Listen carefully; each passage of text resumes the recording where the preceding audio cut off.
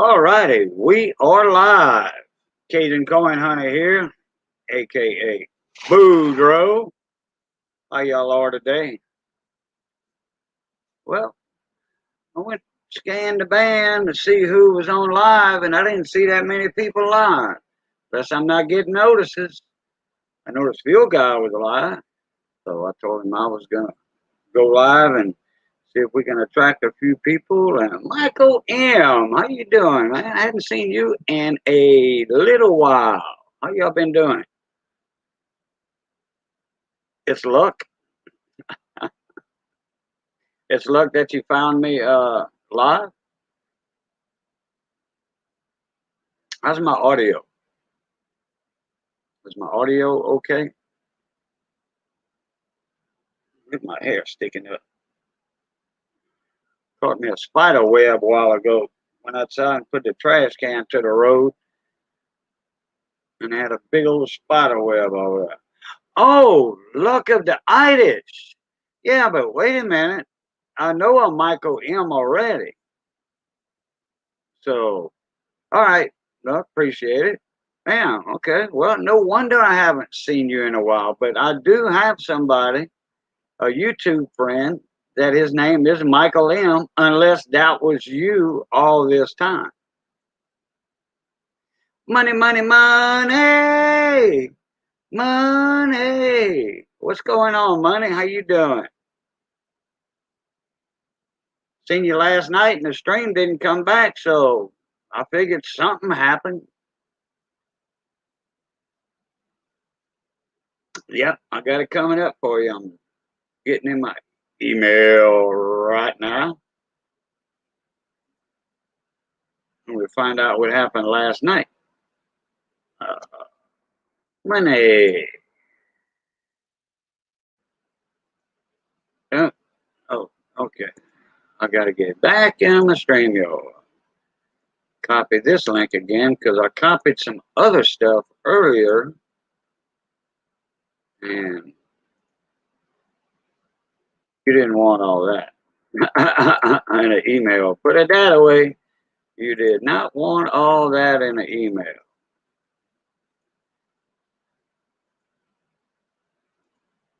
There we go. There you go. Money, money, money. So how you been, Luck? Because I hadn't seen you in a while, just like Michael M. Hadn't seen Michael M. in a while. Man Mountain Metals, what's going on?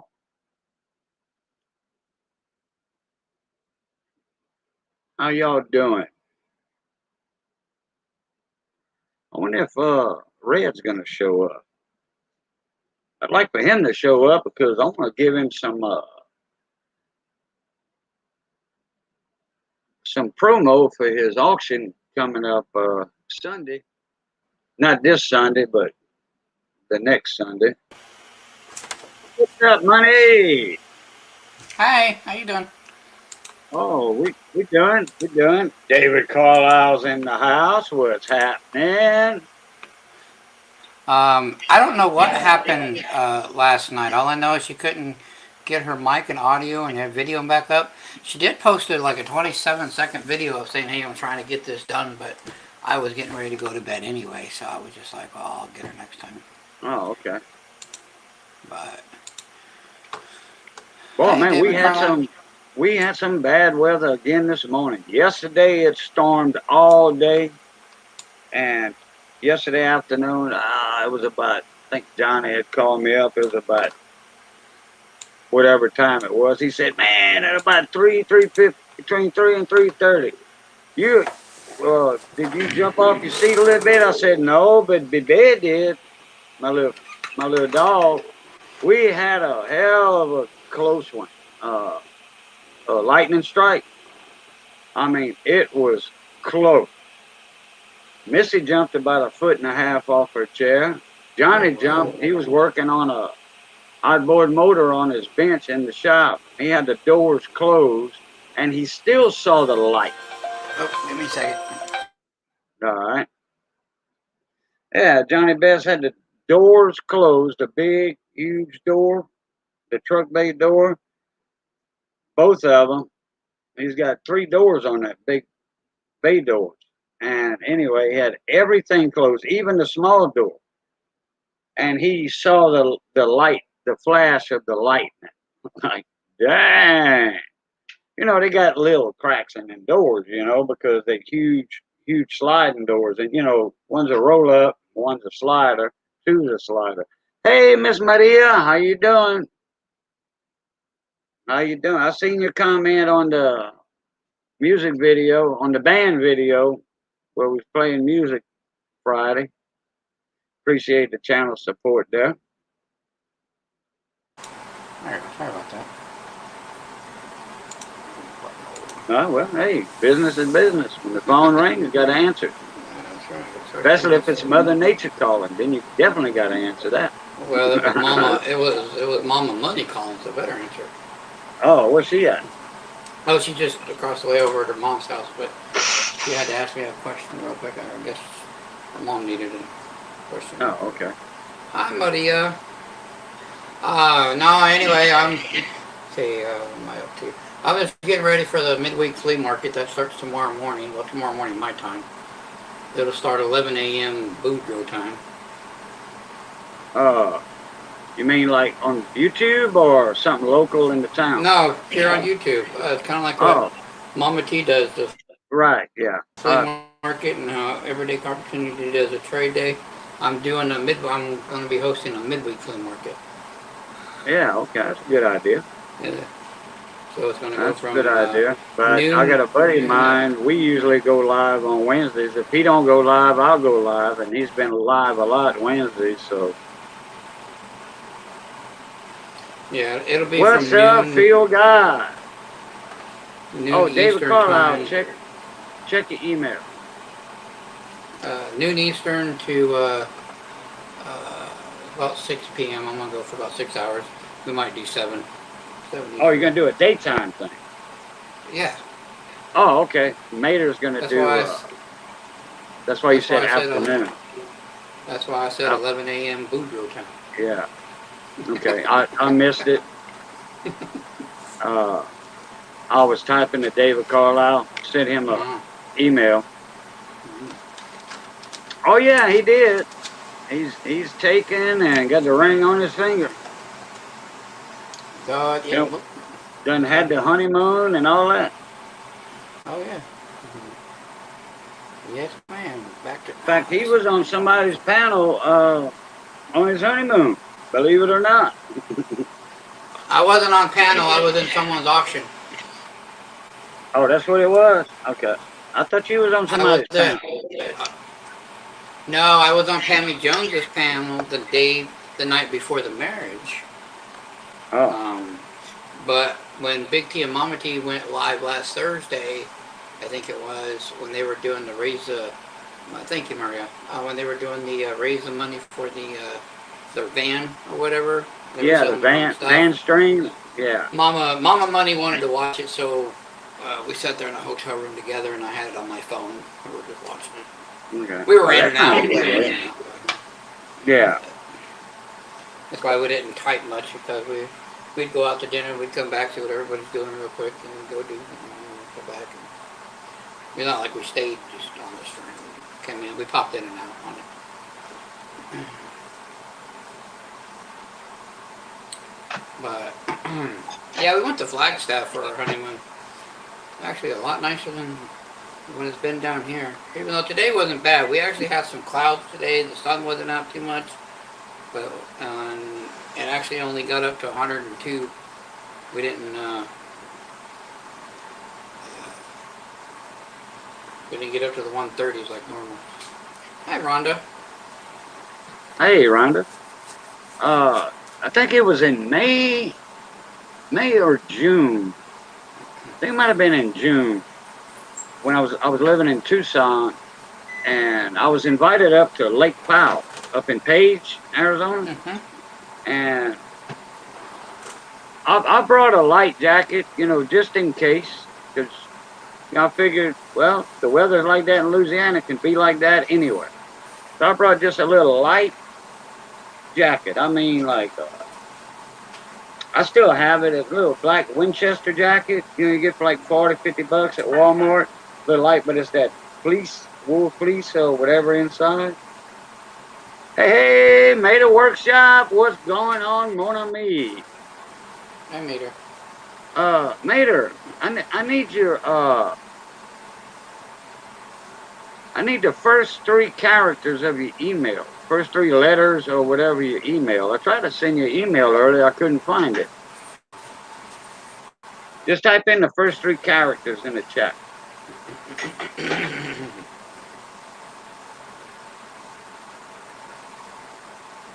Anyway, I brought a little light jacket and I got off of work early that day because we were going to pay. And we got up to Flagstaff and it was downright chilly up there. It was like 90 degrees in Tucson and it was like in the 60s up in Flagstaff. And a little light drizzle. You see, they're so high of an elevation up there, you know, and they still had snow on the San Francisco peaks. Yep. You know, the mountains in Flagstaff, that's the San Francisco peak. Yeah. Yeah, hi, Rafe.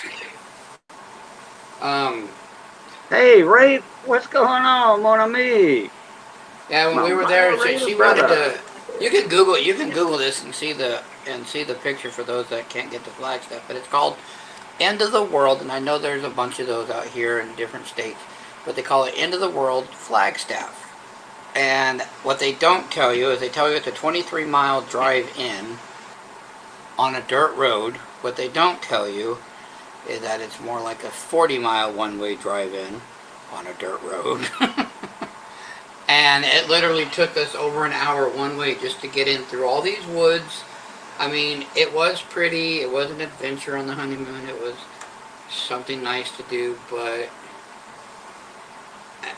the drive was just, I mean, yeah, very pretty, but boy, part of that road was just ridiculous. Now, if I was in a big truck or something, I wouldn't, or truck or something, but no, I'm driving a small car, so for me, I'm like all over the place. But anyway, I say very pretty because all the pine tree woods and everything that was out there, plus about every few miles we saw deer, we saw elk, and I mean literally right. Oh yeah, that's all. Yeah, Flagstaff's full of forests and stuff like that. And well, the thing that scared me is I'm in this little bitty car. One of these days, or elk run out in front of me, they're going to get a broken hip. And I'm going to get a busted car. I seen some huge elk, huge elk. We passed Globe and all that, going towards Pine Top and Snowflake. You know, in the White Mountains. Oh yeah, you know that's a lot of piney woods and all that up there. There's no desert up there, you know, in that area. I'm sorry, Cody. I'm not being rude. Hi, Cody. How you doing, Cody? I see everybody that comes in, but I don't want to interrupt. Hey, Mater, is it MICJAM and continue on? Oh, okay. There you go, Mater. Yeah, I think that's the one, but... Live coin Q&A. Welcome. Nope, that wasn't the one I was thinking about. Now, please don't lose it again. Oh, well, right. I didn't go far enough. Does someone have a fan going? Live coin Q&A. You're listening to my AC, my central AC, and it's the vent up in my living room is like this big, because there's the only one for the whole living room, and so they made it like this enormous. I mean, the ductwork that you can see just behind is like this big. So that's what you're hearing. You're hearing my AC in the background. I do apologize for that. Well, hey, live coin Q&A was crackling. Some grease and red beans and rice tonight with fried chicken wings. Leftovers. I'll show you. It's over there on the. I did. Can't really. I did thought that was Miss Paula. I'm trying to say, you see how big that vent is right there? That's what you're hearing, and that damn.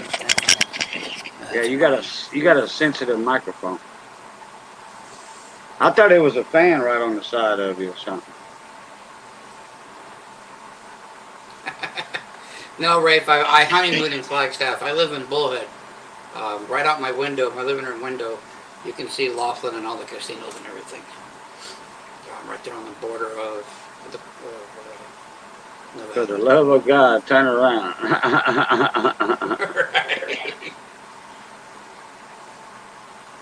Right. All right, All right. Mater, I'll reply to your email, but let me, I gotta do something here. I've been trying to, well, I'm not saying I've been trying to get a hold of Miss Paula, but I've been trying to find out about the Q&A. If it's still on Mondays or what. In fact, last night I went over there and Miss Paula, I got something for you to look at. Mater's got a quarter. I think I told him it was a couple of us said it was postman damage, but never know. The pictures don't show what he sees.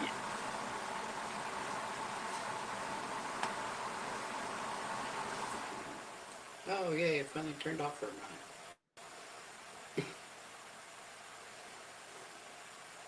Yeah. Anyway, when we was on the way to Page, Arizona, to Lake Powell, when we were in Flagstaff, like I said, it was drizzling a little bit. We had stopped to top off a gas tank, and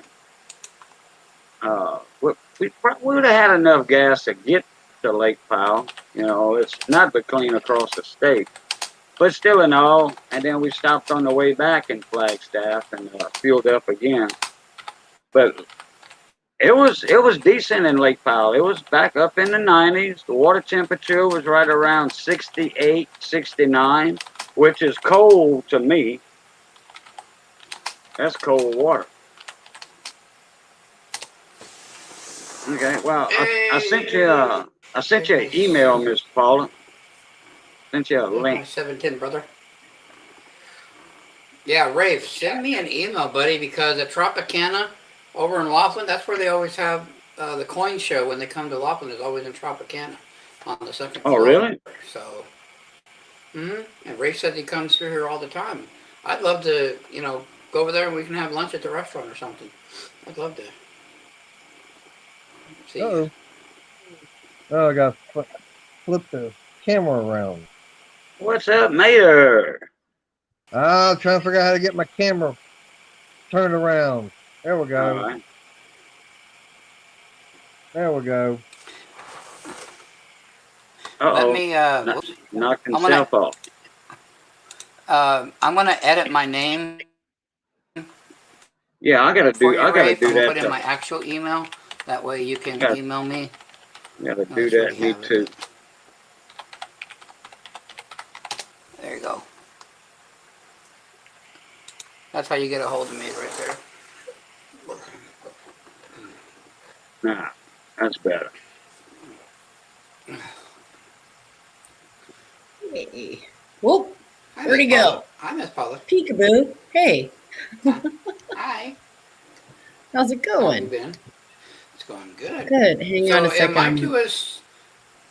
I gotta pop out my chat. Hang on a second. And then shut Oh no, me. I was just okay. Then I can ask you. I was just to assume that the big show is no longer going on. No. No. No. I knocked myself out. Yeah. No, I had to end that. I I don't know how I did that. I actually took my whole channel down, so. Okay. Yes, everybody. Really? Yes, I will be starting at 9 a.m. Pacific, noon Eastern tomorrow. We will be doing the midweek flea market. Everybody will be on a time limit, kind of like what EC does, but I'm going to do it like they do. If you don't want to come up on panel and sell or trade your items, just send me an email and I will do it for you. We'll do auctions. I'm not set up for games yet, so I can't game anything for you yet. Give me a couple weeks on that, then I can start gaming. So it can just you can do auctions or you can just do buy it nows. So so I do not know how I kicked myself out. Oh, I know how I did it. I know how I Hey, did it. I was, 7. Hi, Phil Guy. I feel guy. Dave Phil guy, Carlisle. I only go myself. I only go into about 3 or 4 auction streams. just to support them. I don't buy too much unless it's really something I want personally. At 9 a.m. my time, I'm starting in at noon Eastern, the same time that Mama T on Sunday starts hers. Why so damn early? Yeah. What's up, field guy? Nerd. Hey, 17's nerd. in the house. David's in the house. Well, I said hi to David earlier. Mater's trying to get up in here, and his phone's giving him a little trouble. Well, field guy, I never see you on. That's why I never show up. I have to keep. Cajun, did you see the video Sean and I did earlier?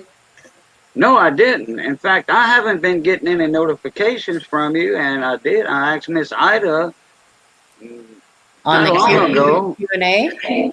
I asked Miss Ida about you earlier, see if you was okay and all that. She says, yeah, but she's not doing any videos anymore. I'm still doing the Q&A. Oh, well, then I asked her that too. Yeah. And so it's still on Mondays, right? Yep. Okay. Yeah, we have a special guest this next Monday. We usually take the last Monday of every month off, but we have a special guest, and we just put a video out earlier. How did I not get that notification either? I don't know. Maria Cervantes. Nope, I didn't get that notification either, Cajun. What the? Yeah, I haven't been getting any. What the what? Were y'all on last night, Miss Paula? What was last night? Monday. Yeah, we were. Well, when I went to check to see who was live, I didn't see Q&A on. I seen Mater on, so I went over there. He's on Mondays and Wednesdays. I said, well, either they didn't have it or I'm too late. No, we were there. We're at 7:30 Central every Monday, except for the last Monday of every month. But we are doing it this Monday. So I have a favor to ask, if it's okay with Cajun. Can Paula put in the live Q&A so I can click it? Well, yeah, she does it anyway. I mean, she's more than welcome to do it, and she knows it. And I need to know if Field Guy can do it too, because he apparently said he just did 3 hours and I didn't get that notification either. Do what? My link? Yeah.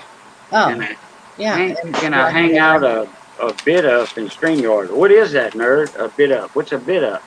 Let me go grab it.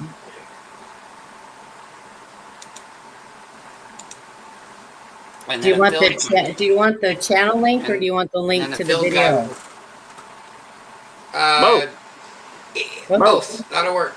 Well, you can find the video if you go to the channel. Oh, wait a minute. I gotta do something. Yeah, I don't have a wrench, so. Yeah, you do. Oh, I do? You better have. I never. Which one are you on? I'm on Live Coin Q&A. I don't have my channel anymore. Oh, okay. Well, type something so I can add the rent. Yeah, because that's the first time I see you with that name. Yeah, that's just the only channel I go on now. So. Out a bit up. What? I guess so, nerd. Yeah. Shout out a bit up, shout, or whatever that store means. I think he does. No. I never heard of a bit up. I never heard of a bit up. A what up? I think it's up. Well, he did say something earlier about, can I hang out a bit up for a bit in StreamYard with you? That's what he's talking about. He's asking for a link. Yeah, I still don't have a wrench, I don't think. Type something in chat, Miss Paula. I did. I didn't see it. I didn't see it neither. Okay, well, it was a link, so maybe it got blocked. Oh. There it is. Yeah, nerd. Give me a sec, bud. I made a workshop. There it is. All right, there it is. Now, Miss Paula got a wrench again. Who's that, Miss Crystal? Yep. How you doing, Miss Crystal? I'm doing good. Working on the dishcloth. So was it this Mater that you wanted? Nope. It did. Oh, there it is. Yeah, Did you there's say a you had a coin that you wanted us to look at? yeah. Oh, it made her. This is the main lady of the Q&A panel. She's Okay. Oh no, we have Amanda now too. I was gonna say I'm the only lady, but no, you Amanda's know on there too. well one of the main people on the Q&A, and but I can send you the I can show the pictures, or I'll do both. I'll let him show the coins on Right. cam. That way he Cajun, can. go and show the picture, especially the obverse of the quarter, if you can, please. Do you have it in hand right now? I've got the quarter right here, but with the camera that I've got, it's on my laptop. I'm not set up out in the garage, which has got the better, higher resolution camera. Oh, that I mean, sounds I could, but it would take me probably about 5 or 6 minutes to get everything set up out there. No, that's all right. But can you just show the quarter up close to the camera? Oh, I don't Yeah, I think can I'll be able try. to see it good enough that way, Cajun. Oh, okay. Do you have pictures of it you could show me? Yeah, I got a couple of pictures. See down there on the Up top? no, on the bottom, down by the date. No, I mean I can kind of see what you are talking about, but I'd need to see a close-up picture of that. Yeah, Right. that Well- almost looks like a cud, but I'm not sure about that. And you don't have any pictures, Cajun? Yeah, I do. Let me find them.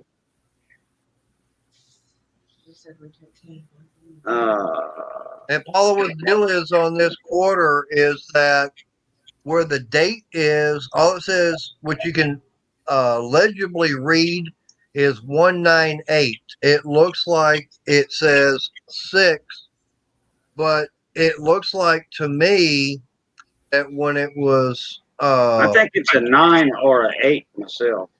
we're thinking it could be a 6, but the way it looks like to me is that when the die came down to strike it, there was something in the way, and Cajun said it could be grease when they cleaned it. Well, Or if it's a struck through, I would. Yeah, that's damage. I tell you right off the bat. See, it's out around. See how it's kind of flattened in that area? Right. Yeah, nothing But- in the minting process would cause that. Right. And look at the well, top. I mean, It's got a little there's damage up at the top Right. too. Right here. right, No, but that's all there's- raised up. It's not in set like it normally would be. Yeah, That, where's the to reverse? me, I'm looking at that. Well, like I Where's said, the I'm just reverse? looking at it. It looks like it was something that wasn't where the die didn't strike it. See, go up to the top, Cajun. Very top. See that? Oh Little yeah, nugget. right there. Yeah. Yeah, that couldn't happen in the striking chamber with the collar. And that right there, that's smushed. You can see the rim is pushed in towards the coin. Something slid across that and hit it. Yeah. See that reverse? That's damage all over the place. Yeah. That was Right. my first opinion on it. Yeah, and I think what you're seeing on the opposite side that you said was raised up there, that's where of America right there. That's that damage that's been pushed. Yeah. And I did tell him that a while back. I said right there where it says of AMER. And that's flattened. Yeah, and if you read, you see the copper core where that clad layer has been pushed off of that copper core. That's technically called a parking lot coin. That's the technical term. I would sure Right. like to know how it happened, though. And Well, you can see you know all what? the damage right So here above the D too. See right here above the mint mark. So I'll tell you the same thing I tell a lot of people. Trying to figure out what caused damage to a coin is like trying to guess what the letter B tastes like. Right. A butt Okay, but apple see, pie. Yeah. right. But see, here's the thing that, that's got, I'm actually looking at the coin. Pictures don't show everything like you can in person. It's the fact that, I know there's damage done to it, hmm but the spot like where the date is, that's all raised up. It's not flat like it should be. And the same way where it says Liberty on the very front, all that is all raised up. Like Yeah, I said, because something. it got hit on the back and pushed it. Yep. It got hit on the back and pushed it on the obverse. um, excuse me. The best way to know if your coin is damaged versus a true minting error is to know the minting process backwards and Right. forwards. And if you can't nail that, what's going on with your coin down to a specific area in the minting process that happened, then it has to be post-strike damage. And there's Okay. nothing in the minting process that could cause that. That rim was already created, so you can see that the rim is there. Right. The design rim is there, but it's been hit. It's been pushed in, and whatever it was left those little troughs. Whatever hit it, Right. I don't know if it was a tire. Yeah, well, all of that damage you see right here of a Mary right Yeah. there, all that damage is the damage you see right here. Yeah, there's an infinite number of ways a coin can be damaged, and there's only, a certain number of ways a coin can have an error, have Right. something happen during the minting process. And It yeah, got caught. It got caught in something. Piece maybe of a machinery or something. disposal, a garbage disposal. I don't know. Possibly. That's possible. Something. We could guess Something with all day long. teeth. Yeah, we could. Yeah. You know what's funny is if you ask Carl, Themis Omaha, who's on our Q&A panel, he'd give you a whole story. He'd tell you all about how some kid found it and swallowed it, and Who's Carl? Carl, Themis Omaha, he's on our key. We have 2 new members, Cajun. You probably haven't seen them yet. Oh, okay. Adam Chambers and Carl, Themis Omaha. Hey, Sounds Kate. familiar. And Blue Ridge Silverhound. I mean, he's not really new. He's been with us, I think, Right. a year, like a year now. But About 2 years on and off, I want to say. Cajun, I had a question for people in chat and on the panel. This is a shield nickel that you see under here. Now, on the 2x2 flip, and I don't go with what people write on it, they are saying it's an 83 over. oh, Uh-oh. well, Crap. I'll tell you right now what it is. It's a Squish 2. Is that what? It's a Yes. Squish Okay. It's a Squish 2. too. Okay. And actually, counterfeiters actually will try to counterfeit that by intentionally like causing that little damage to it. They'll Right. try to slip it by as what it was slipped by to you as. Right. Well, I mean, I got the dang nickel for $1.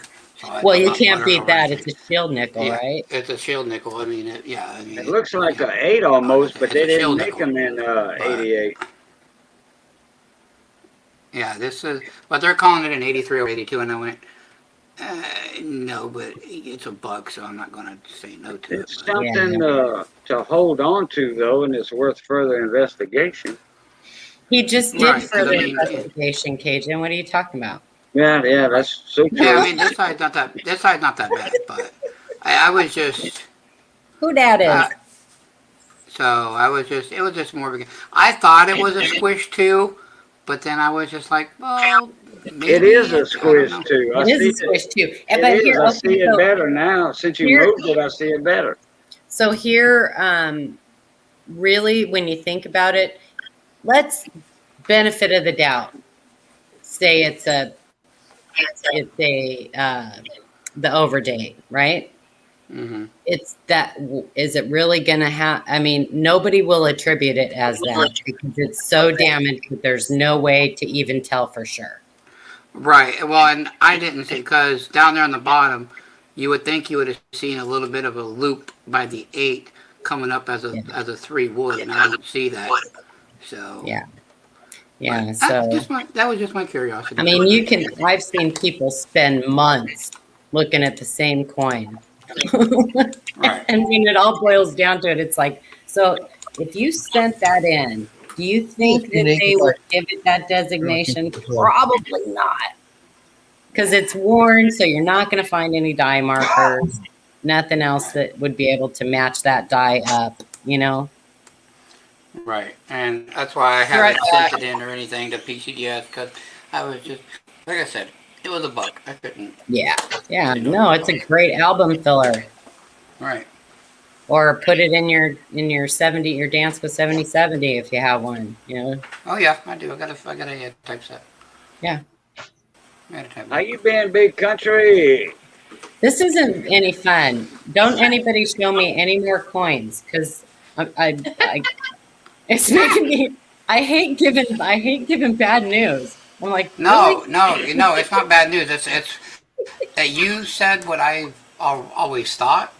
So I just wanted someone else's opinion other than my own and a few because I've shown it on a few other streams and I've had a few people going, well, it looks like it could be, but then I've got smash 2, but then I've got too much. It does look like damage. it could be because it's it's smushed.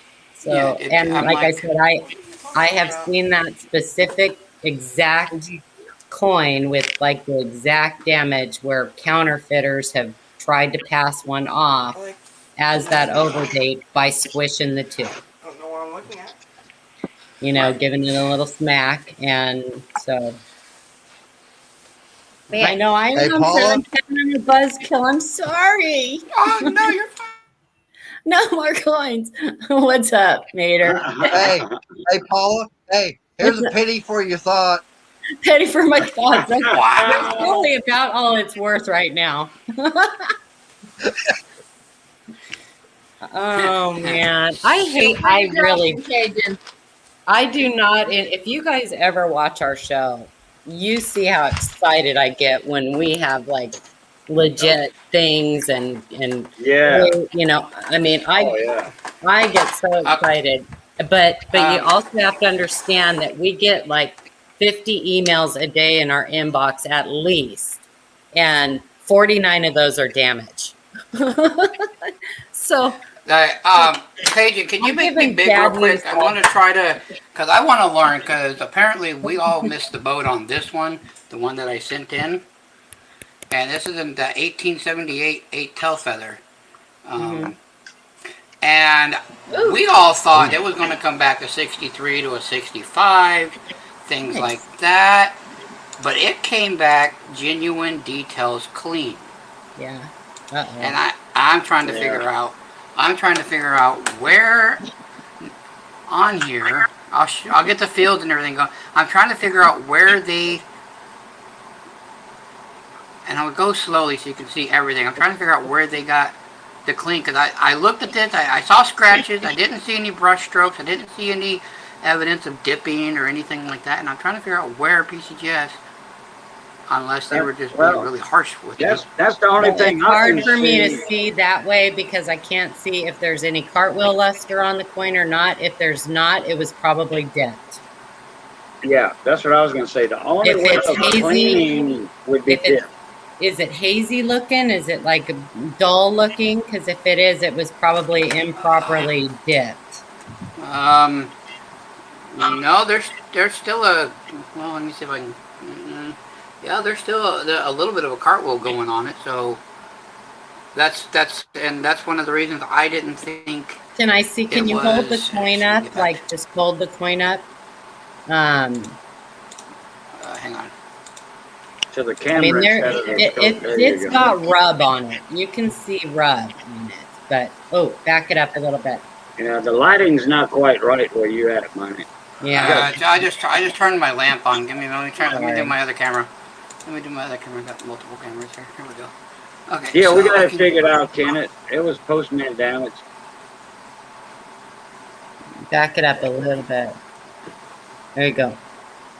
Yeah, see, it's got that haze, that weird filmy look on her hair, and so that's what they call clean around the because of that. devices. See that little haze Right. like around the stars and around the devices? Right. So look at the So they're saying stars. it's so they're saying that sometime this was they're saying that sometime this was dipped somewhere. Is what they're saying. Yeah, and I'm not really even seeing any cartwheel on it. Well, I'm not at this angle. I'm not. Maybe I had I the mean, wrong it's going to lighting be on it. hard to No. see that through the Yeah. plastic anyway. Right. Anyway, but yeah. No, the other But one do that I you, sent, do you the see other one what I I'm sent seeing? came back a 62. I wasn't too mad about that one. Yeah, This that's one, okay. this one I was like, the hell? But I was see gonna around wait. the devices and around the stars, that little haze? Yeah, I see what you're Mm-hmm. saying. I You just, want to look for that. yeah, yeah, live and learn. Well, yeah. I just sent off 7 more submissions, so it's fine. I just didn't. I was just trying to figure out where I'm. Still learning on the submission thing. I was just trying to figure out where did I miss so I could learn from next time. Listen, learning to grade coins is one of the toughest things in this hobby. To be able to Right. do it well and accurately, because there are other things when you're grading coins that you need to take into account. Like certain years are known for weak strikes. So you need to, you might look at a coin and think, oh, that's probably going to be a lower grade because it looks like it is, it looks like maybe it's been circulated or whatever, when in all reality, that year just has a weak strike. So you've got to really, really study. Right. And that's It's what not, that's you And that's what sorry. I do a lot of when I'm not on people's panels or I'm not on stream. I've got books out in front of me of grading and different authors that I trust and the Well, business you and go stuff. to a lot of coin shows, Minnie. So Uh-huh. my best advice for you, because you have access to already graded coins, is to put those in your hand as often as you can. Cover up the grade and test yourself. Look at as Okay, many yeah, that would be a already good. graded coins as you can, and just practice, test yourself. Look at the Right, areas it says to look at, the high points, what they look at, the fields, all those different areas, the strike, the luster, the centering of the strike, all of that. and And I've just really study them. and I've noticed that Morgans and Peace dollars are almost the hardest ones to do that with because you got a lot to When look you at. get up into the higher grades, it gets very, very difficult. Yeah, Usually people yeah, are pretty good at, the lower grades, and even like the lower MS, people are pretty good and pretty accurate. But when you start getting up MS 65 or above, it gets tough. right. It gets Yeah. really tough. Morgans are Well, a tough grade. yeah, and well, no, I just sent off 3 5-ounce rounds. I sent off three of the lunars, the ear, the monkey, Brewster, and goat. So the 15, 16, and 17 years. I just sent off a 2019 as well. 2.5-ounce high relief metal, and I sent off two of the chibis. So Well, I those sent should all be those pretty off, and safe grades. I mean, yeah, those those are. on. Yeah, those are going to be safe. I know those are going to be it. I sent Kenneth, them off just because Kenneth, I am not a professional grader in any sense of the word. I do study grading, but I have sent one coin in to be graded, to actually have it graded. Of all the coins I've ever owned, I do have some of my error coins slabbed strictly because they're staying in my collection. I wanted them protected. But I sent those to Annex for like, a few bucks. But I'm learning like everybody else. But I do know certain, I'd never suggest anybody who's new to the hobby start sending coins in to be graded. I think right. it is a skill that takes a lot of practice, and you can spend and waste a lot of money. Right. if you're not pretty good at what you're doing. 710, I send them off because I collect the bigger slabs. Like, here, I'll show you. I collect the 5-ounce slabs, the kilos, the 10-ounce slabs. Like, here's one that I have. It's one of the 5-ounce quarters. 5-ounce rounds, I should say. But I just collect. No, I Bradley, collect I got him And- an alligator super stick. I think that's an alligator. No, it's a turtle and It looks like a hippo. or a hippo. That's not one of them ninja turtles. Ninja. but that's why I send them 710. Plus, I just collect slabs in general. I'm not big. Like a lot of people are buying a lot of the raw stuff. I'd prefer to buy the graded stuff. You know, like how that 78, it's clean. You know it's clean. They labeled it clean. You know what you're getting. That's right, Rafe. Watch Ken's video. You know what he'll say? If you have to ask if you should get a coin graded, the answer's no.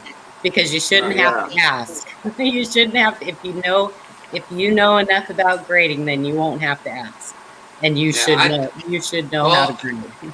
Right. Well, those I didn't ask really. I did a video of guess the grade because I was sending them in, and I just let people put guesses in chat. It's tough, Money. It's tough. Oh, yeah. Grading is tough.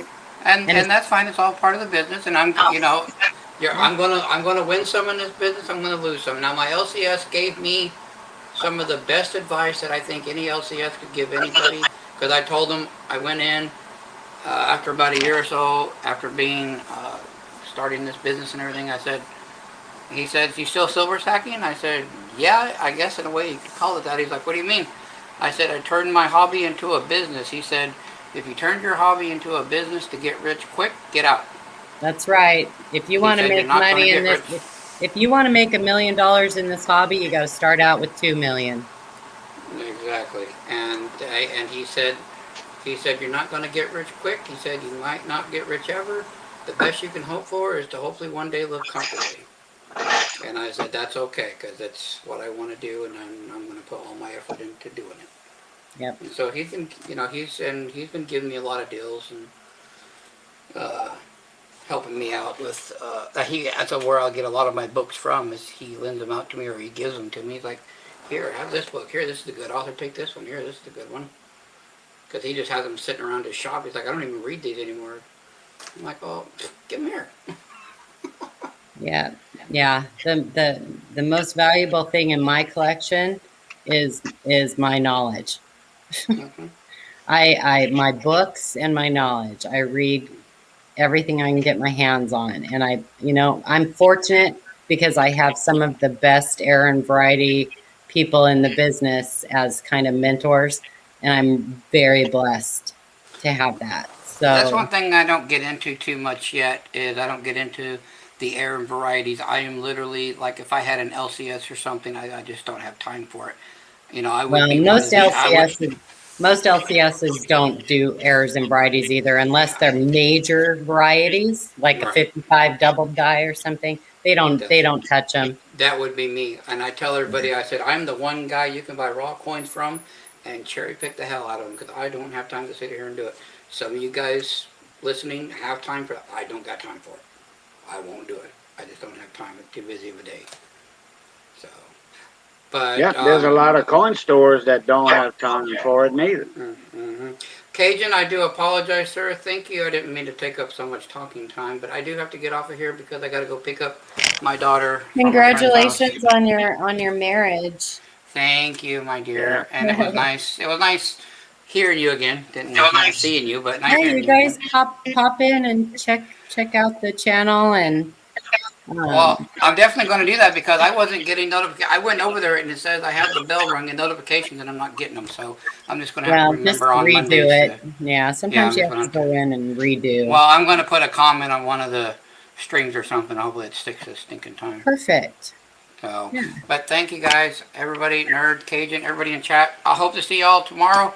It's going to be the first starting of the midweek flea market. So I will talk to everybody later.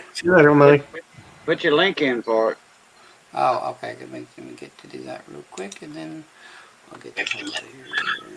Yeah, he's Awesome, gonna Kenneth. do Hope a to see you. midweek flea market. Midweek flea market, and the way it's going to run is kind of the same way. If you don't want to come up on panel and sell or trade your stuff, just send me an email and we'll do it for you.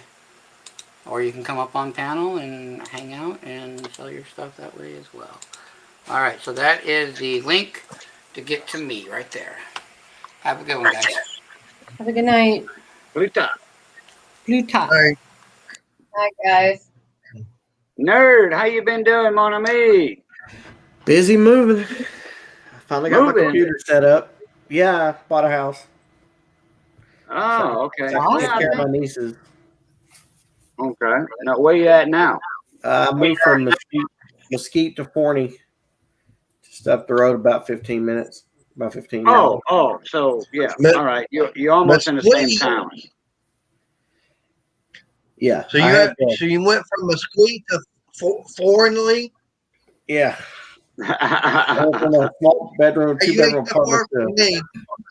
to a 4-bedroom house. Nice. Yeah, you're not Like I said, you're you not ain't far far from from me. you're not far from Mater. Yeah. Where you at, Mater? Nope, he's less than an hour. Where you at, Tyler? Big city of Ennis. Ennis. Oh, yeah. Actually, I teach in Lancaster, so Do you? not too far from me at all. Yep. Well, I got the church I go to is actually up in Red Oak. Well, Mater, ain't you a school teacher or something? Me? Yeah. No, Yeah. Okay. I Not thought me. you was a school. I know No. you work at a school or something. Nope. No, I thought you worked at a school. no. I work for a company that we do spray painting on different types of fasteners, be screws, nuts, bolts, rivets, washers.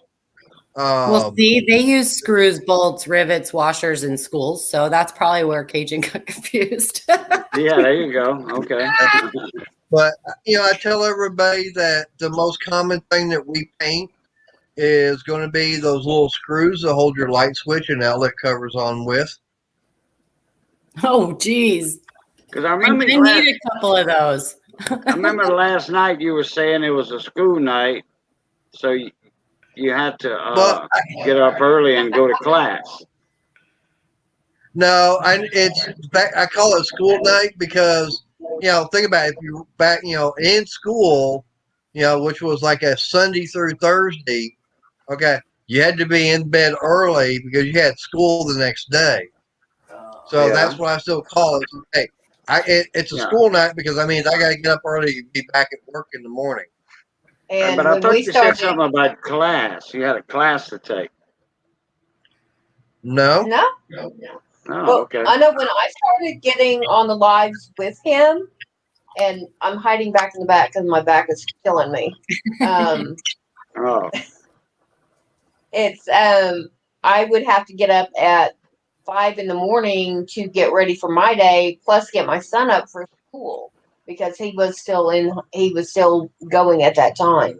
So hey, it's a school night. I'm going to bed, guys. yeah. That's what I would tell him.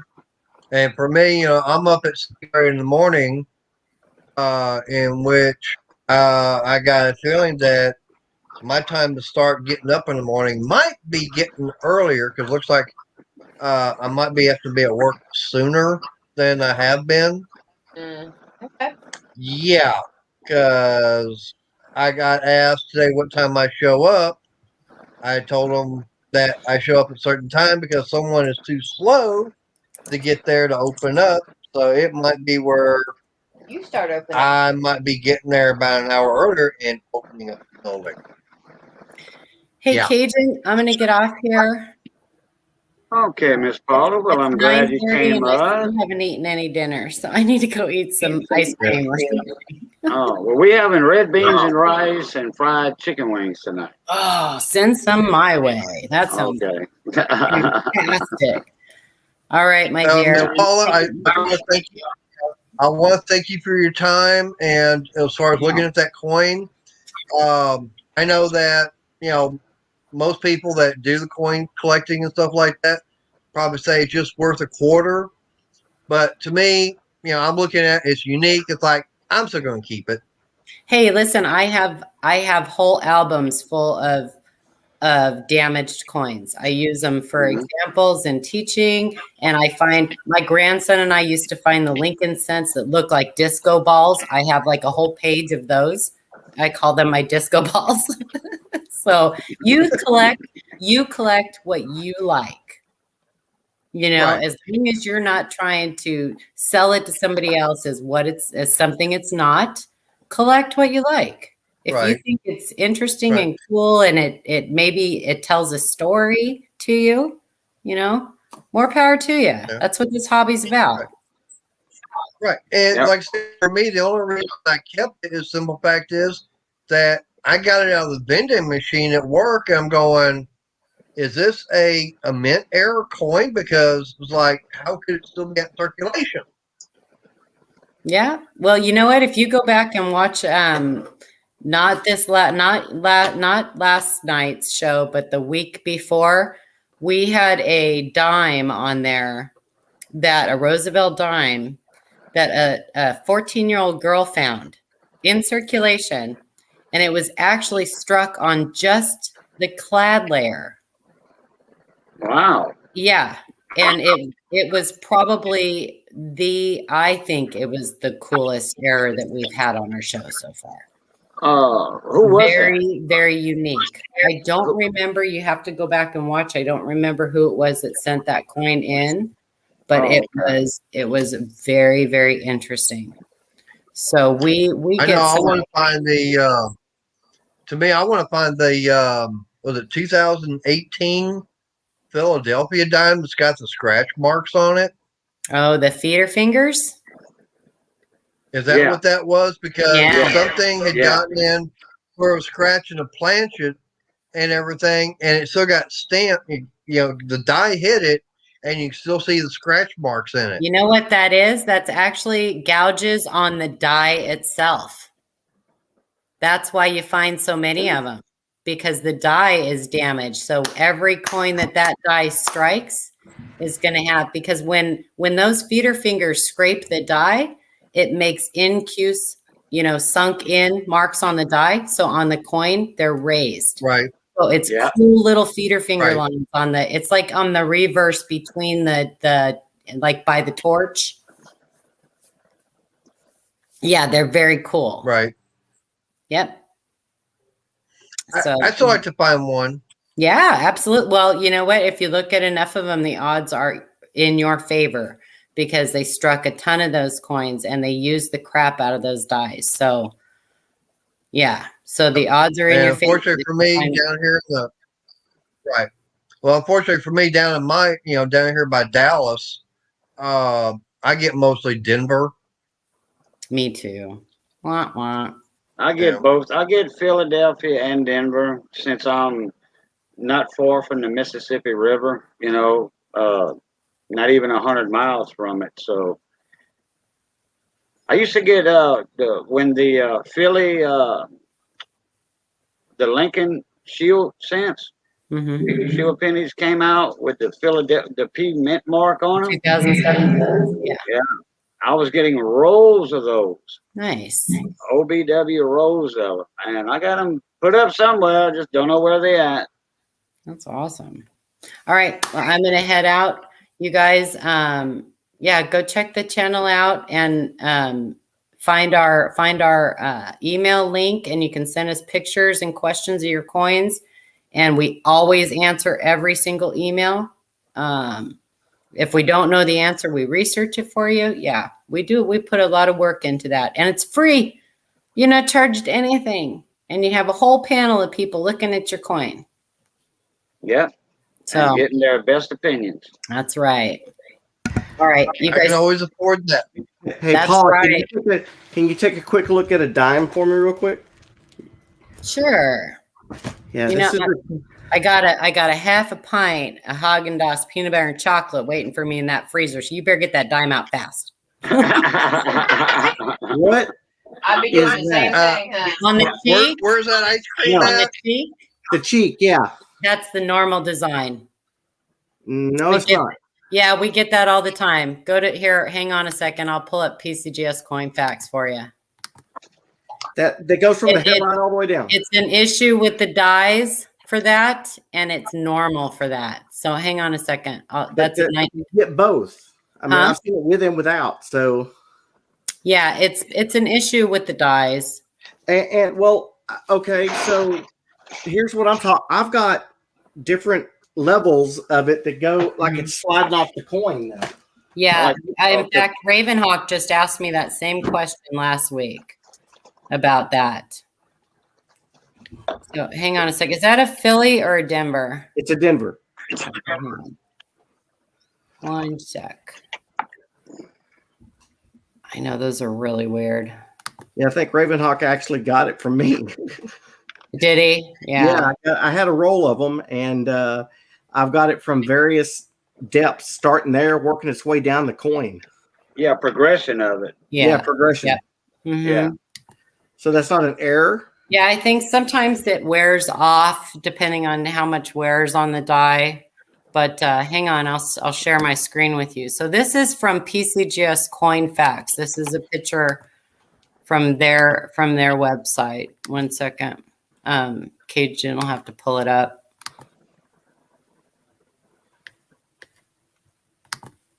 You want to pull that up? See that? Mm-hmm. There it is. Yeah. And that's a 2019. So what causes that? However they made the dies, it's just weak in that area for whatever reason. Looks like he's got extra muscles in front of his ear.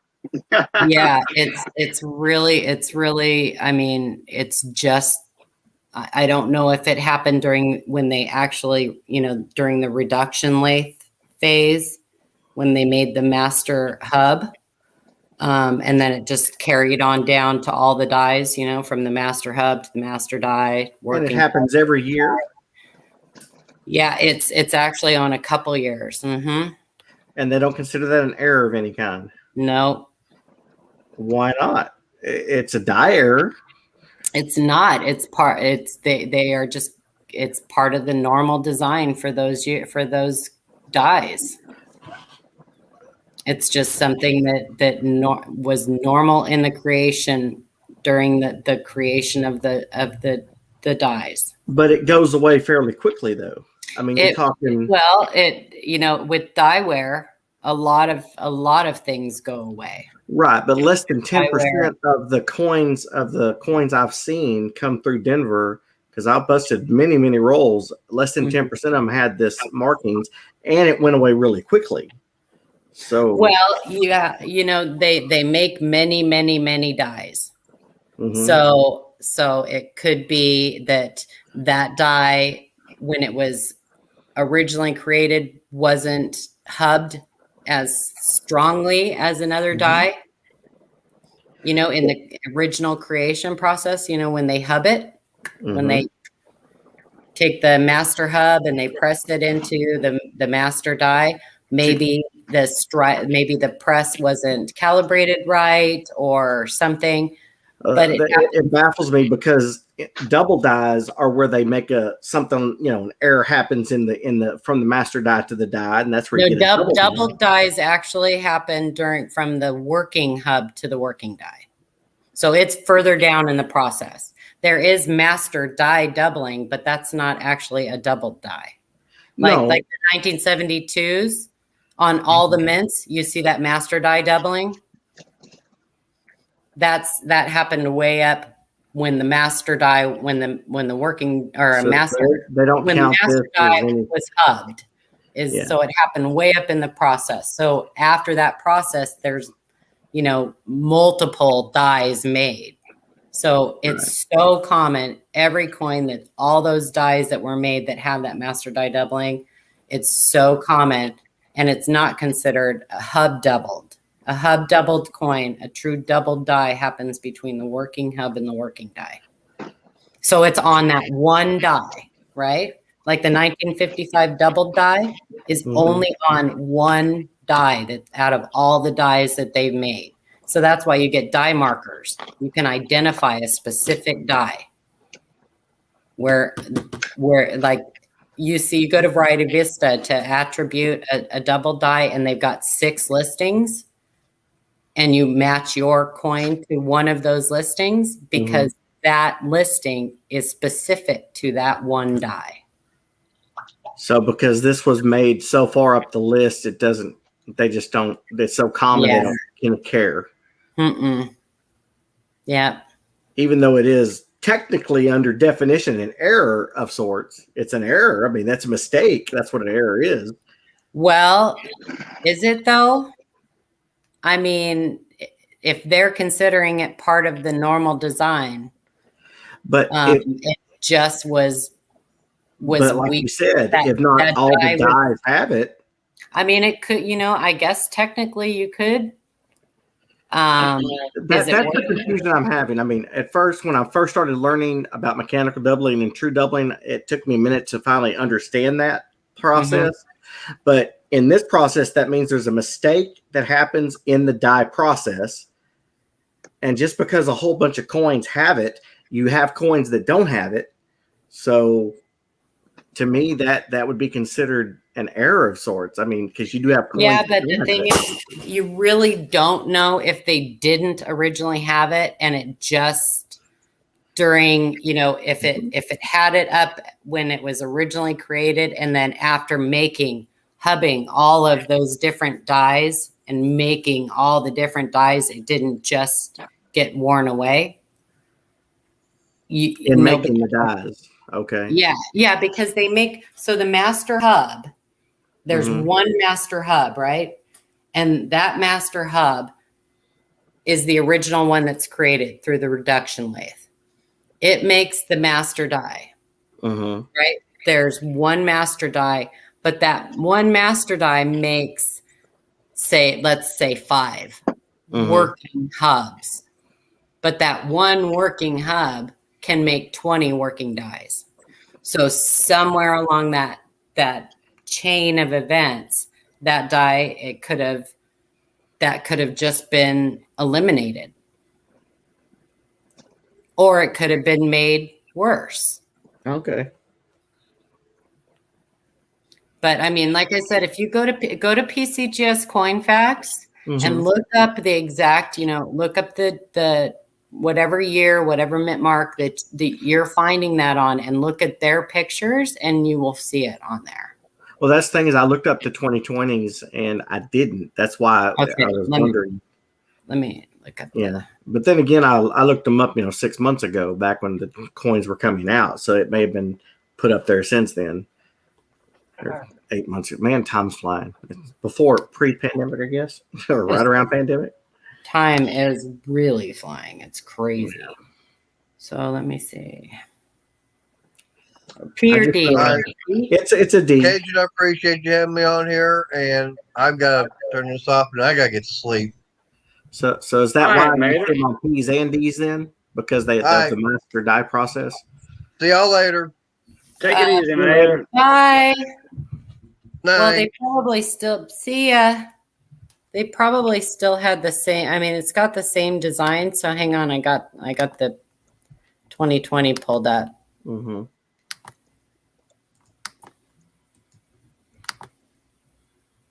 So see, you can still see it. It's on the 2020s now. Yeah. Okay. Cajun, and I'll even pull up another example. Yeah, I could see it a little bit. Yeah. That one's more defined than the other one. Yeah. That she just showed. That 2020 there was more defined than the other 2020. Yeah. It looks like he's got a bunch of muscles in front of his ear. It looks like he's been working out. It's just weird. I mean, it's just a weird that, somewhere along the line they did something to the design and it, ended up being a weak area or something. We get that question a lot. I just thought it was interesting because I saw what got me interested was I saw the progression of it going away, and it looked like it was sliding down the coin, whatever it was. At first, I thought it might have been some kind of something in between, creating that impression. Struck through or something. Yeah, because Yeah. it was showing working its way down the coin, Mm-hmm. like it was sliding off the coin. Yeah, and remember that the Roosevelt dimes, especially, listen, they are making so many of those stupid things. 2019, 2020, 2021 is going to be a super high mintage because they're just cranking those things out. Those dies are wearing out. You can see radial, even on your example, see those radial flow lines there down there towards the rim. That's super die deterioration. So, maybe that has, comes into play. The more deteriorated the die gets, maybe it shows up more because metal flows, right? Mhm. It has to flow somewhere. So if those devices are wearing out, then that metal's got to flow somewhere. So maybe So it becomes they're worthless. pretty much. Yeah. I mean, yeah. And especially, remember, if you're finding a lot of something, the odds are that it's not going to be worth anything. Yeah. Right. Like I said, I Even if it didn't find is a an lot. error, Yeah. the market done got saturated. Like Mater was saying about the feeder fingers, like those are really cool and technically they're an error, but they are so common that, you might get, if you're lucky, a buck. Mhm. I mean, it's a buck, but you know what I mean? Because of the cool factor, because I think they're super cool and other people probably do too. But yeah, that design trips people up all the time. It's just really bizarre. Okay. Well, it's good to know. So, Coin Dragon. and once check your again, email. I get to give you all the bad news. Thank you very much. No, that's good to know. I mean, Hey, I've never seen I those yet. I haven't seen those yet. had this exact But discussion. I would have noticed it. I would have noticed it. Yeah, I had the same. That's funny you said that because I had the same discussion with him, and it's been a couple weeks or something like that. I think we were on Ida's stream, but Way, ça va, Frank. Ça va, and then he amusant. was like, "Well, no, I think it's a struck through," and I'm like, so I had to pull the pictures up, and I'm like, "No, see, it's kind of the normal thing." yeah, that's what I thought because the way it looked. And like I said, I've seen, where they've shown progressions of strike throughs where it's slowly getting beat off the coin. So Yeah. that's what got me thinking that's what it would be or might be. Well, and a real struck through, you might find two of the same one if it's stuck to the die and struck a couple coins, but most of the time those are kind of one-offs. So, I mean, it could technically damage if you had a struck through and it damaged the die, but if that happened, it would be raised on the coin. Right. So, There's Frank. well, darn it. I wish I could have told. Oh, there's Frank. I'll leave this. So I'm going to go eat my ice cream and let Frank give you guys the bad news. Ooh, that sounds like a good idea, Paul. Frank's on the Q&A panel too, you guys. So I'm going to hand off the baton Oh yeah. Frank's been on there for quite some time. because he loves doing this. Oh yeah. He That's why I likes don't do this anymore. he likes breaking bad news. I mean. He's like, I'm just hanging out and chat tonight. Yeah, I'm the one that tells you, nope, you don't got what you think you got. Yep, I know, and it sucks. And But believe it or not, it's Ripley's. Believe it or not. The reason errors and varieties can be valuable is because they're impossible to find. They're rare. They're very hard to find. So. Where there's, they're And then then certain people get lucky every now and then. Yeah, but if you're in a stream with somebody and every coin they're picking out is some rare variety, then you probably should leave that channel. I have been very fortunate of late. You're always finding fortunate. stuff. You get Holy crap. stuff. Yeah, Frank finds really good stuff. So. Frank, I haven't seen you in a while, man. Where you been? How you been? de moi, peut-être en All right, you guys. Before somebody else wants to show me another coin, I'm gonna get out of here and go eat my ice cream. Yeah. Go eat your ice cream. You guys have a good night, and listen, check out our channel, please, because we have a really special guest coming up Monday. All right, that'll And work. It's going to be awesome. It's going to be so awesome, yeah. And we have a blast. It's not a stuffy old coin channel teaching. We all have a blast. So, I hope it's Dr. G. Dr. G, medical Yeah. examiner.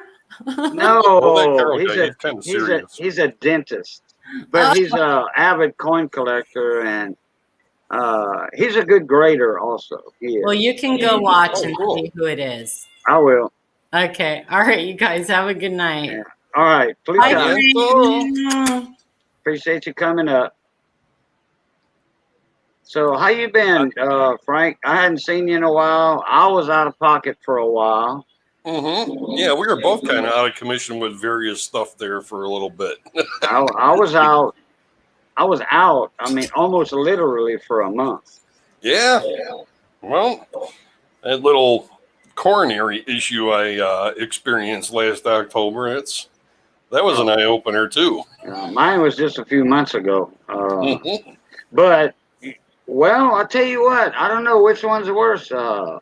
Bad heart or getting turning septic in your gut area. I'm you going to know? go with the other because both are pretty darn bad. But yeah, it was. It's not a stomach ulcer because it was in my small intestine, right below my stomach. Oh, It like was, your duodenum? Yeah, in my duodenum. It was a hole. That had a hole in it, and I don't know if My you father remember or had- not, but my stomach kept getting bigger and a little bigger. Mhm. It was just a fluid buildup. It wasn't food, like processed food. Isn't that weird how that happens? It was just, because the hole was so small. You have that cavity, that empty cavity around your stomach and your intestines, The lining. and it was just fluid sacked all up in there. And You can get that on pretty much any organ.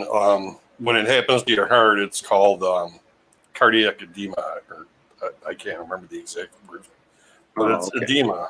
There's fluid on something. Oh, okay. Yeah, But, you mean that's like not good, fluid man. built up around your heart. They got a phrase for that. I forget what it is. Your heart's enlarged and stuff. Your heart's not really enlarged. It's just they got a big buildup around it, and it squeezes the heart too. Right. Just Keeps it from beating. So yeah, that would be worse. but But yeah, other than that, I was out of pocket for a month. I was in the hospital 2 weeks in Eunice, the local over here, and then 2 weeks at the extended stay in Crawley. Because you have a 14-day limit in a hospital, unless you are very bad off, we a get coma that. or whatever, or what have you. But Yeah, I mean, it wasn't an insurance problem. It wasn't a money problem. It was just, look, hey, you're in a 40-room hospital. That's their policy. We need room for people we need room for people that really need to stay here instead of transferring them to Lafayette or Opelousas. Mhm. Because I remember one weekend, one Friday, the hospital was full. All the rooms were full. I Except for believe the it. seven rooms they had set aside for the beer flu, Mhm. but those didn't fill up. So, but they had to keep so many rooms for the beer flu people, just in case. Mhm.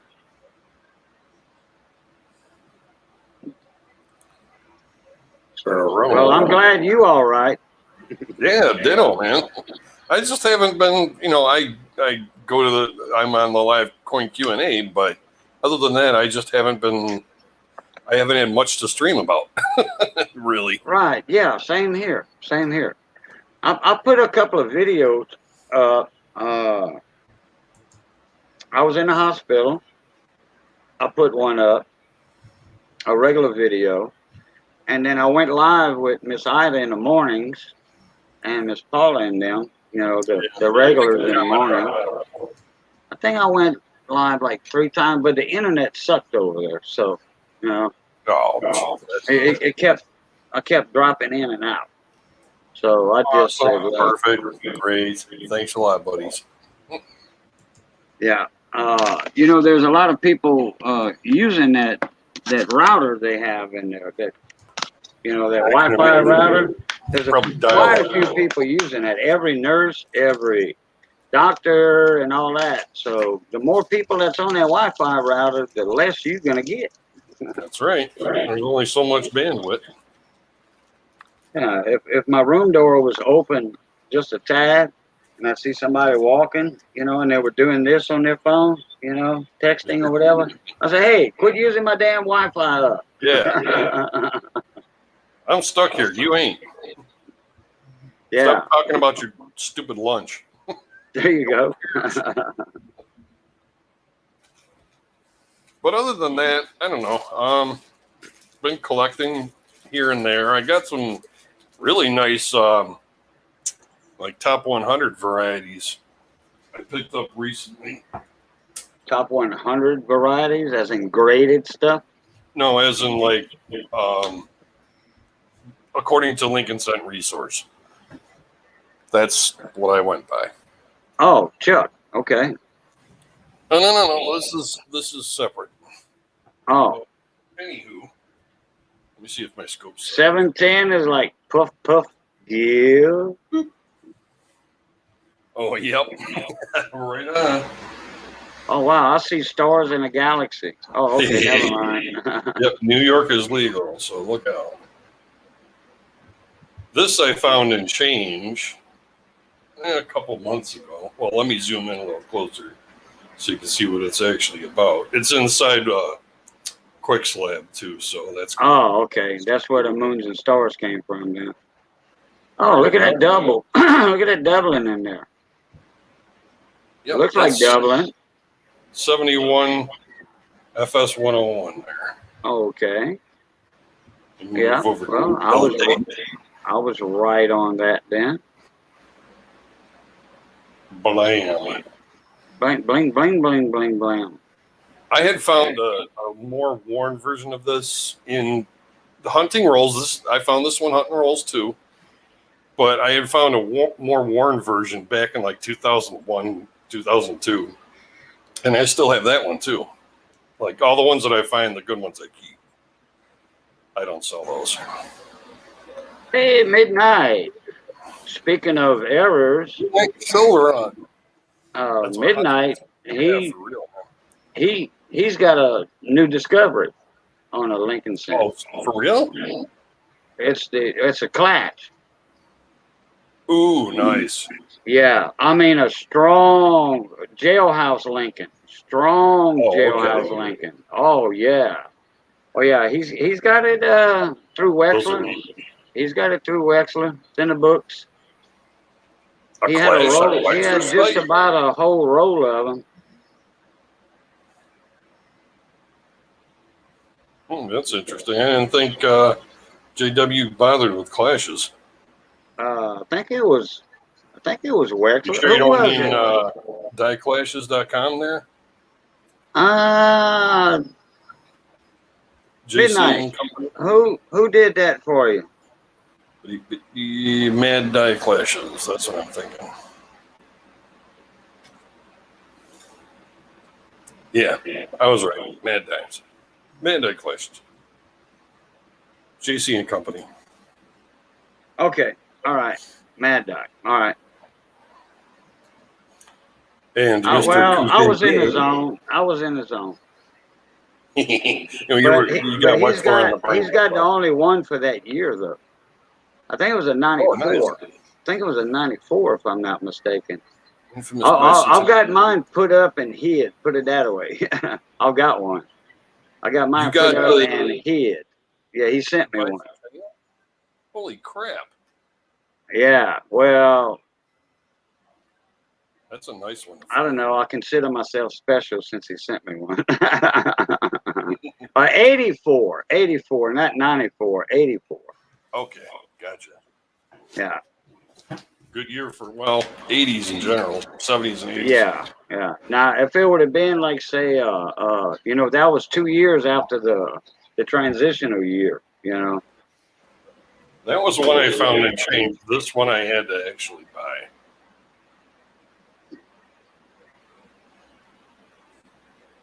What's going on with that 8?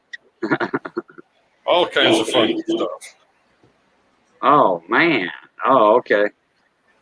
That's It the looked like FS1 a- for 1980. Wow, it looked like a blob at first in the middle, in the waist, Until I focused. in the waist part of the 8, at the waist level. Yeah, it looked Yeah, like you a see big old something like blob. that, give it a second look because you never Yeah. know. That's your am scope you looking at on? Yes, sir. Okay. That's the big one. Well, I've been wanting me an am scope for a while. One of those with the swing arm stand. This I actually bought the table for it, the big heavy stand that they come with. Oh, okay. I could have got one of those, but I like this. Yeah. Oh, well, is it midnight? Cool. when you're doing electronic printed circuit boards, it's nice to have the boom. Yeah. Yeah, the Yeah, I boom know is it's almost exactly more what you than mean. the boom is almost more than the camera, and the scope, and then the camera is more expensive than the scope. Yeah. Depends on what kind of camera you want, though. The camera itself, yeah. Yeah. The one that I got is an older one. It's a MU500, I think. Oh, okay. But I was very fortunate that this scope was gifted to me. And I had just jury rigged using an old camera tripod for the longest time until I bought this stand. Right. Thank you, stimulus. Oh, okay. There you go. Yeah, gotta thank the government for something. Yeah, I used the stimmy for an ounce of gold. There you go, man. I bought some nice nuggets. Yeah. I kind of I probably invested got in about some. half an ounce of nuggets now. Figure if they're going to give me free money, I'm gonna put it to work. Put it exactly. That's what my thought was too, man. I Plus, I invested got these varieties. So I invested some of mine in new clothes, some clothes, and some electronic equipment from a new workbench. I wish I had the room to have a workbench because I haven't done electronics in like 15 years now. Oh, it's been more than that for me. So, but man, price of lumber went up so much. I'm like, Lee, it's gonna cost me like $400 to build what I want. Dude, I saw a Man. on Facebook and it showed a bunch of popsicle sticks and the caption read, "For sale, no low ballers. I know what I have." And it was popsicle sticks. Yeah, sheets of plywood here went from $7 to $40. Well, okay. Yeah, You talking about like BC or CDX or something? yeah. It's for building materials in general. I've got friends that do roofing, and they're like, Oh, the OSB board. Okay. yeah. Go through that like nothing. OSB is not that much down here, but 3/4 BC, I used to get that for $28 a sheet, and now it's like 78 a sheet. Yeah. Hey, and I seen a video. This guy broke everything down on it, and it's the mills that are making the money. The actual production plant. After they get the logs, it's in between the delivery guy and the guy before the lumberyard. Yeah, it's a combination of the influx of money and the explosion of building construction in America. That happened at the same time. It's a perfect storm to jack prices up. Actually, the building production had went down 10% before the stimulus checks and the COVID, the beer flu. So, hey, coins and arts. I watched a YouTube video that explained the lumber issue. Also, they said that lumber, the forestry, once they cut down a section of forest, they replant. And it says it takes them 15 years for those trees to grow back enough to where they can harvest again. And they said when there was such a lull in construction, back in after the crash, 08, 10, 12, in that range, that not a lot of trees were cut down. So because there wasn't that constant flow of cut, replace, and that rotation going on, there was a lag in the system. So now, 15 years later, we're seeing that hiccup hitting along with more money in the system, along with more building, and it just jacks the price way up. I think that's about the same video I saw as you saw, I think. Yeah. Because the wordage is just about right in there. But it's the lumber mills themselves that make the plywood, like Georgia Pacific. We have a Georgia Pacific plant not far from here, about 35, 40 miles as the crow flies. And I got a buddy of mine that works there. So if I can have him get me some on his discount, I'll build me a shop outside. Oh, yeah. Because that's the most expensive part of it. Studs went up twofold, okay? Instead of $250 a stud, it's $6 or $5.50 a stud right now down here. I'm glad I don't But have to plywood is the one. Now I can get cabinet grade material for $35. Cabinet grade 3/4 plywood for $30. Imagine that. and BC plywood is right at 80 a sheet. If I can get cabinet grade, I'm gonna go with the cabinet grade because I need cabinet grade anyway from my workbench. I've got some friends that are building, and they're going with metal. They're going to build a metal house because it's half the price almost. There you go. A lot of people around here have been doing them metal buildings. A house in the front and the big shop in the back. The big metal buildings. Yeah. And okay. Coins and Art says it's me, Cajun. Okay, and I see some tornadoes. I think that's tornadoes. I'm using some Adobe bricks. Is that tornadoes? I think so. Oh, wait. Or lightning bolts or something. I see swirl, so I think they're tornadoes.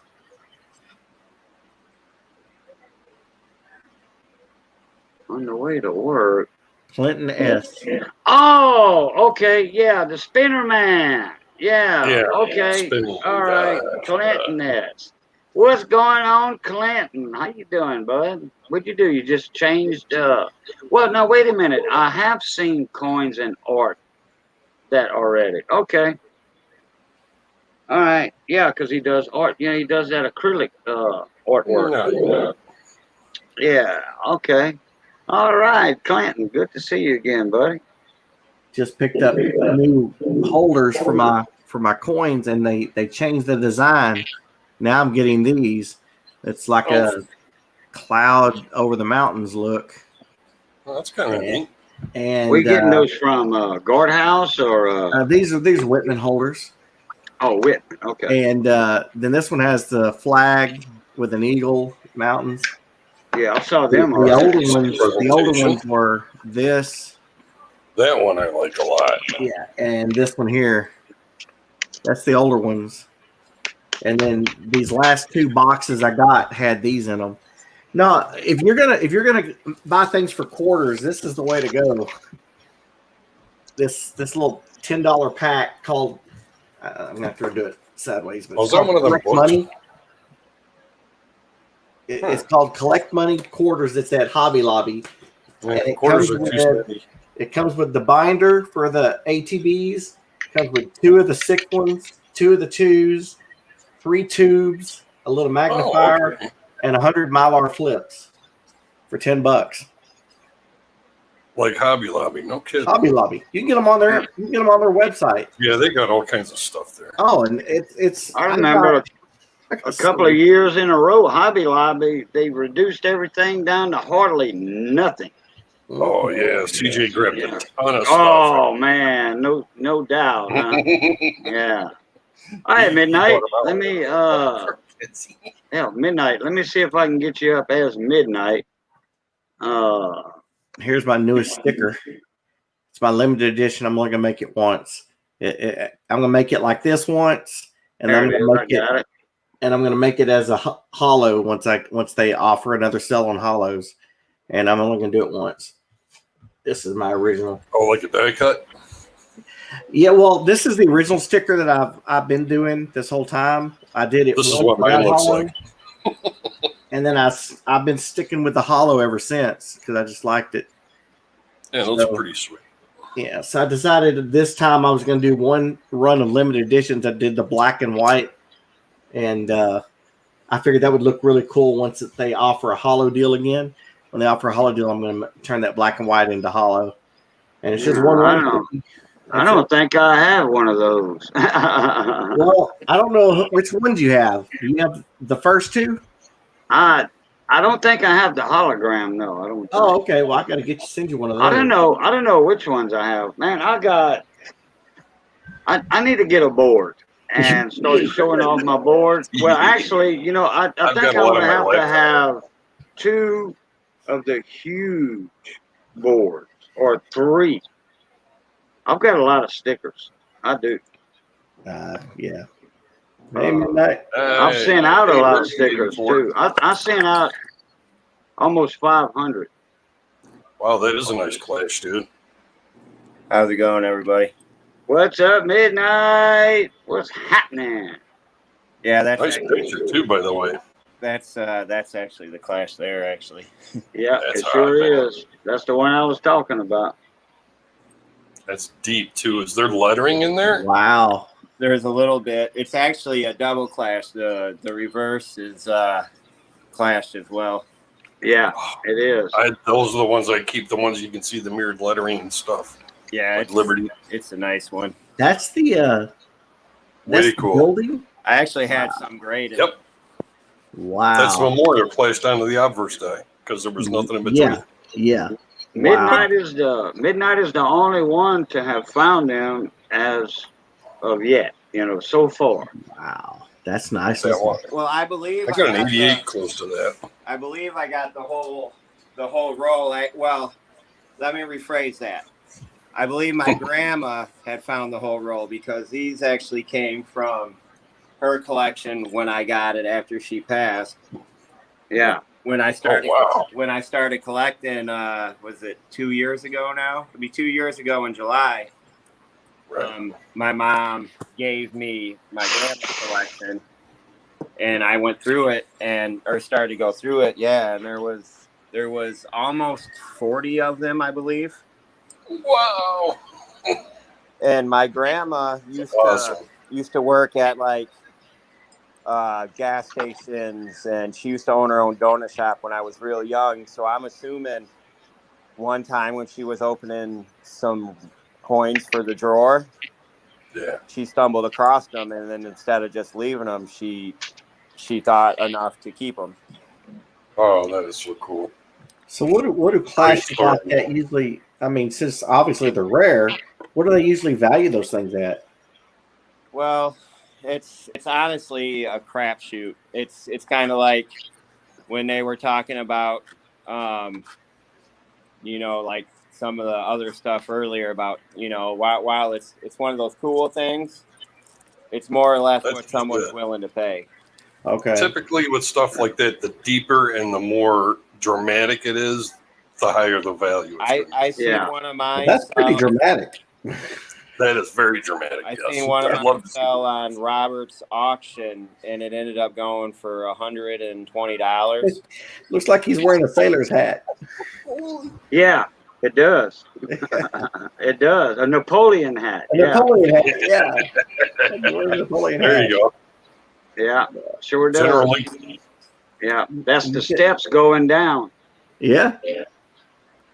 They're going You up can right see the there. planner. They're going up right there, but actually it's the steps going down on the reverse. I got a question for you more seasoned guys. Yes. I bought this $20 Balboa. It's like 3.2 ounces of silver, and I Is don't want to leave it in this bag. No, I wouldn't leave it in that bag. No. And I'm having a hard time locating an airtight for That size. What about a 2.5 by 2.5 flip? It would probably, yeah. I mean, that's probably going to be, I think, my only option, because Yeah. I know the exact size of Right. the coin, but I can't find any. How big is it? That Yeah, are Yeah, measure it in millimeters, because that's what they usually go by. yeah, it's 61 Is it millimeters bigger? by 4.7 millimeters. Okay. Wait. What's the first? 61 millimeters. Ooh, 61. That's a big one. Yeah. Yeah, well, I mean, this should tell you how big it is. I don't know if a 2.5 inch, a two and a May half not. plastic flip might not work on Yeah, that. it may not. That's a dinner plate, My hand isn't small either, so. right? What I would do is put it in some plain white paper, fold it up, and then put it in an envelope for now until you can find something better. That's 2.4 inches. 2.4 inches. It may not fit. Yeah. I've been working Real nice. on Super a key. quarter album. Look at some of these. Oh, gosh. Oh, look at that 40S. Wow, look at them nice Really quarters. nice, man. Damn, Nice making me jaloux. Frank knows what that is. Jealous. 34 and almost mint condition. Yeah. S'il vous plaît. Or mint condition, 32. That's nice, man. That 32D alone. Yeah. Holy bananas. Yeah. And have you checked them for varieties at all? No, I honestly, I'm kind of scared too, because I'm one of those kind of people that doesn't like to mix varieties with their albums. So if it's a variety, I'd have to take it out and buy another one. So And that's kind of sketchy correct. there. Yeah, I get you. All right, 710, take it easy, mon ami. Like my Dansko, my Benjis. I got one book that I'm trying to do that with my Benjis on. I got my Woodies like that too. Yeah. But I've already checked. yeah, I forget. You love the Woodies. I do like those wood grain scents. If I can get a, hold on, let me turn my. What you got there? I don't know if I'm going to be able to get a good picture. Oh, this is cool. I got it like full screen too. Oh, that's hot. 30 something? Let me guess. 5D. Trying to get a better. 35? Yeah. So what causes wood graining? That's an improper mix in the alloy that's used to produce the metal to strike the coins. When they made the Copper blank smelting. when they made the blank sheets for the planches. Gotcha. Yes. When they So made the actual metal itself. I take it they're rare. How rare are they? They're not rare, really. They're just. They look really. It's kind of a niche thing, but I myself, I'm biased. I'm going to say I freaking love them. Yeah. Just because they have character to them. I don't know. Oh yeah, wood grain coins would be awesome looking. Yeah. There's a lot of woody collectors out there. They are, and they go. It depends on the year and who's got how many of them of that year. Just like that 84 class. Hey, as far as I know, there's only 40 40 coins with that Wow, it toner. really looks like it's midnight. Yeah, it does look like it turned midnight on midnight. Yeah. There he is. There he is. Coming out so I could get another one. Oh, but yeah, 2090, that's a good year. Yeah, you got a Woody album too. I do. Yeah, couple. And it's hard as heck to show on the scope. I picked up another toner, but I don't remember what year it was now. I have static pictures that I can share, though. I've never been a penny guy.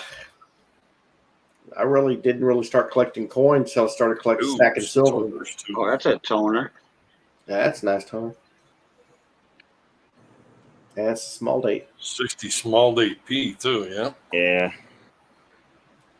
This is my toner album. I have some nice ones in here. Very nice. The 68, 9, that's what I put in here. That's brilliant, Rod. That camera catches the color really nice. It does. What kind of camera is that? iPhone 12. Oh, well, okay. iPhones have great cameras. It's the They phone do. that's smarter than I am.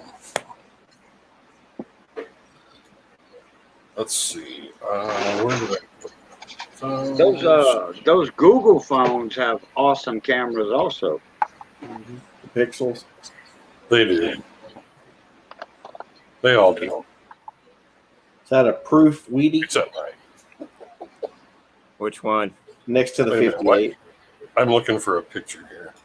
Oh, you mean next to the one for the Oh, to the 58 Denver? Yeah, there's the blank one there, the no date under it. Yeah, That just look looks awful shiny. exactly what's there. it looks like a proof. Yeah, it looks awful shiny. So, yeah, Yeah, that's a proof. yeah. Well, this is an older one. I think I filled it more. Oh, you can't really tell though. Shoot. I'll try to Hard to put pick it when I Up can. on the phone or on my phone. That's why I don't really. That's a really nice picture. Well, you have to get me something similar. Yeah, but I just been mainly working.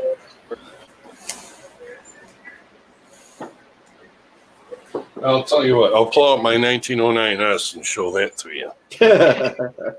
Yeah, just make everybody jealous. I can pull out my SBDB. It's not a Woody though. Which you're what? My SBDB. Oh, really? Yeah. Awesome. Yeah, I haven't gotten to that one yet. Was that from the old collection too? No, I bought that and busted it out. Oh, okay. Good on you, man. I wanted to complete an album, so I had a 14D, but I wound up selling it. yeah, I have a complete Maybe it's in. complete Lincoln sent from 1909 to 2009 so with Bruce. Oh, wow. That was Very nice. my first ever album.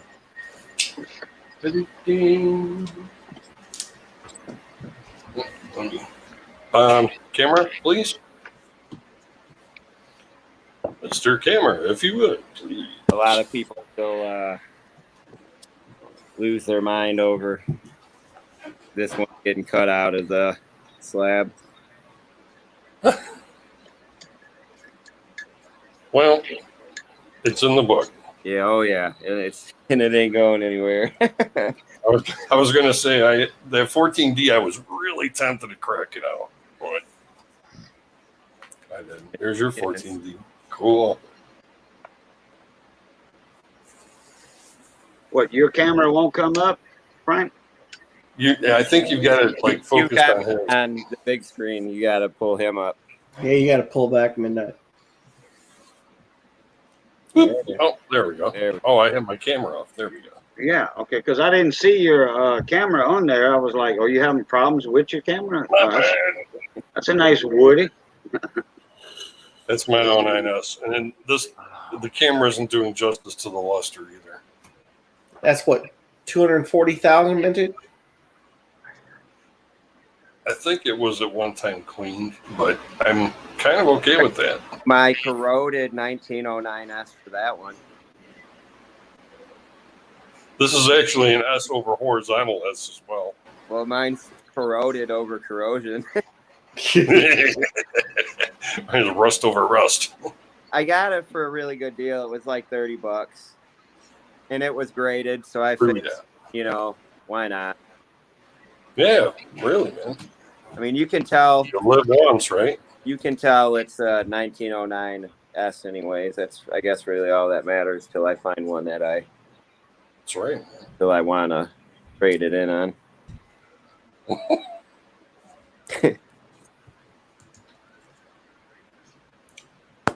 I found that 1984 double deer a couple of years ago. I was so tempted to send that in, but I'm kind of like, nah.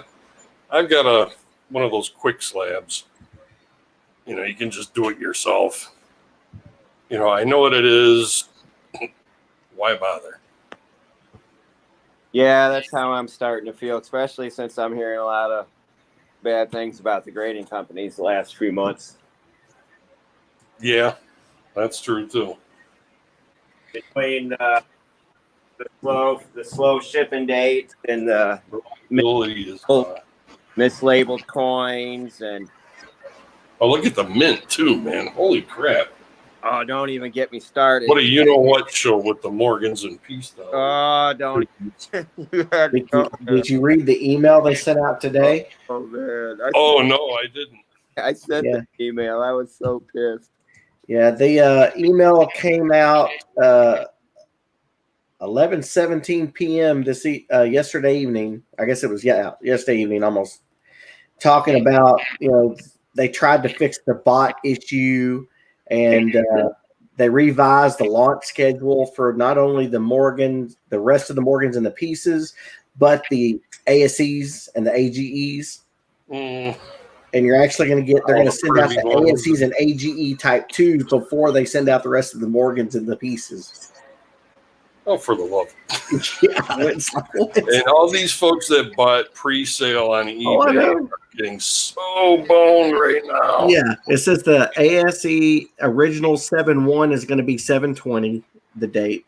The AGE's original was 7.8 gets pushed to 7/29. The 1 ounce proof. The 10th ounce proof 7/29 gets pushed to 8.5. So everything's getting pushed again. And then the silver proof 8/16 gets moved up to 8/12. I'm just waiting for him to ship my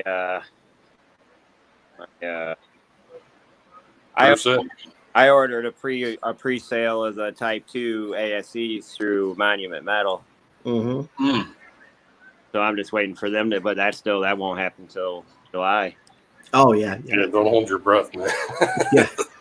And they changed the order window for the Morgans. I've been waiting like 3 months already. So August 3rd to 17 for the San Francisco and the D, and the Philly and the Peace dollars are now 8/10 to 8/24 window. For now. For now. That's going to be by the time you get the coins in your mailbox, or by the time they get to grade them? No, by the time they get to ship them. Yeah. Oh, okay. Well, you got to, I think, how many people have sent their coins in, to them to get graded? Oh, gosh. Probably just about everybody that got one. A lot, and they're still backed up from COVID. For the resale that they're going for right now. Oh yeah, that too. Yeah, maybe I should have done one or two of them with my Slimmy too, and tripled my money. Yeah, it's insane. But it's so chancy though. I just can't. And the prices always crash afterwards. I'm not in a position to be that gambling. Yeah. Or gambling like that. I mean, look at the V75 last year. Mm-hmm. It was insane price. And then they crashed down and leveled out. I think a 70 is now what, 500? Mm-hmm. I mean, so That was fast. Yeah. But yeah, that's what I'm talking about. That's what happens. And then those freaking the W quarters too. Well, yeah, that's what he was. He was talking about one of the W's. The Not to the. Oh, I thought you were the talking V- about the ASE privies still. the V- V70, the ASC proof, the V75 proof, yeah. Yeah, that's what I thought. He was Oh, talking that one. about. Oh, You're confusing me, sir. We 'Cause I were know- talking about still ASC, so I I thought you was talking about the W quarters with No, the no, no, preview the- mark. no, the V75 ASC. Oh, It was doing 1,000-1,200 for the proof 70, and Yeah. it crashed down to about 500. First day, Oh, okay. I thought you was talking about one of the quarters. No. goofy Okay. fancy labels that they put on these things now. Oh. First day, Yeah. first strike, Yeah, you first can look pick. at. Well, they had the preview mark on the quarters V75 for Mhm. 75th anniversary That's what year these for are. World War II. That's what these sets are. Yeah. V75. Oh, okay. Yeah, so I got into the habit of putting them together, and putting them in these things because it made a nice display. Right. It does. Yeah, Yeah. Put them in a china cabinet or whatnot. yeah. I've got 10 sets of them, and then I've got. If I had the first two, I'd have another 10 sets, but Oh, they're getting cool. harder to find. I went heavy on the W's. I gave up looking, man. Once the bank started me Yeah. coin rolls, I gave up. I bought most of mine. I had a couple gifted to me, but I bought most of mine. I got fairly lucky with a few of them. The Salt River, I wound up with 3 boxes that yielded about 50 of them. Oh, nice. And I wound up with the Tall Grass. I had about 6 boxes, and with the ones I wound up keeping and the ones that I did live streams with, it's about 140 out of 6 boxes, and I wound up keeping about 50 of them. So Really nice. yeah, but the rest of them I had to pick up secondary myself, trades and buy. And The 2020s, I didn't find. I think I found one of, and that was just random and change from a store. yeah, My And man I've got- Steve there found a bunch of them. That's what Holy crap. got some oddballs. They weren't really around here for 20. Like, I don't even think they really hit here. I mean, I didn't hear anybody talking about them, in my area or looking for them. Mm-hmm. Yeah, I remember when late to the- Manta Coins was doing his shows, and he was finding the W's left, right, and center. Oh yeah. I miss Well- that show, man. We got I remember they found 102 that one night. They had counted them. It was like 90, Who was it? 95 Manic coins. Yeah, Manta Coins. Well, I mean, They had Something's found wrong. in a couple of 3 boxes. They thought they had found 96 or something, but it turned out to be 102. Yeah, Chitty San Antonio John. was one of the drop points, and I think he drove down there and got some boxes. yeah. Oh, I'm sure they did. I mean, that's what Jeep and John was doing it. Well, Oh, he yeah. lived near a Loomis distribution center, so he was able to. I think him and his father-in-law went in and got a pallet, which is 100 boxes. Yeah, the first year, 2019, Yeah, drove states. I think it was 2020. He got the pallet. Yeah, in 100 boxes. Oh, That yeah. is bananas. it was over However many- 2,000. He bought the whole pallet, but it was Yeah. in boxes. The whole bag, drop bag. Shrunk wrap. But it was in boxes. $50,000 in quarters. $50,000 worth of quarters. Good Now, Lord, that's a truck. He pulled over 2,000 W's, and at the time when he pulled them, they were worth $30 a coin. Yeah. So I What an mean, investment, man. so Yeah. it cost him $200 or 2,000 quarters. What is that? I'm not thinking it this late at night. 200,000 math. Yeah, so 40. 2,000 quarters out of that for 60 grand, and then he gets to cash in the other $49,000 worth of quarters back in. So Yeah, there you go. I mean, it's like, yeah, okay. I've got a story for y'all. Me and Missy, my Walking wife, with Village. right behind me there. Whoop, there's Oh, anyway. there she is. And Johnny Bess, my buddy that's in the band with us, we walked into Walmart, and I was fixing to turn and go toward when we got in the entrance. I was fixing to turn left, and I forgot about it. And Johnny says, "Oh, I need to go over here." I said, "Yeah, me too." With Johnny, I was right behind him. He went into the men's bathroom, and right there at the service desk is where the in that service desk, customer service desk room is the coin store. Well, I So it is a Walmart saw a here. couple of coins in there, and raked them out. I'm looking at 3 or 4 quarters, and I'm like, "Oh, did I just find a W?" So look, I put that one in my right pocket. I looked at the other ones, no silver. Had a couple of dimes in there, no silver. Well, I wish I'd had my phone with me, or notepad, whatever. But that one was a W.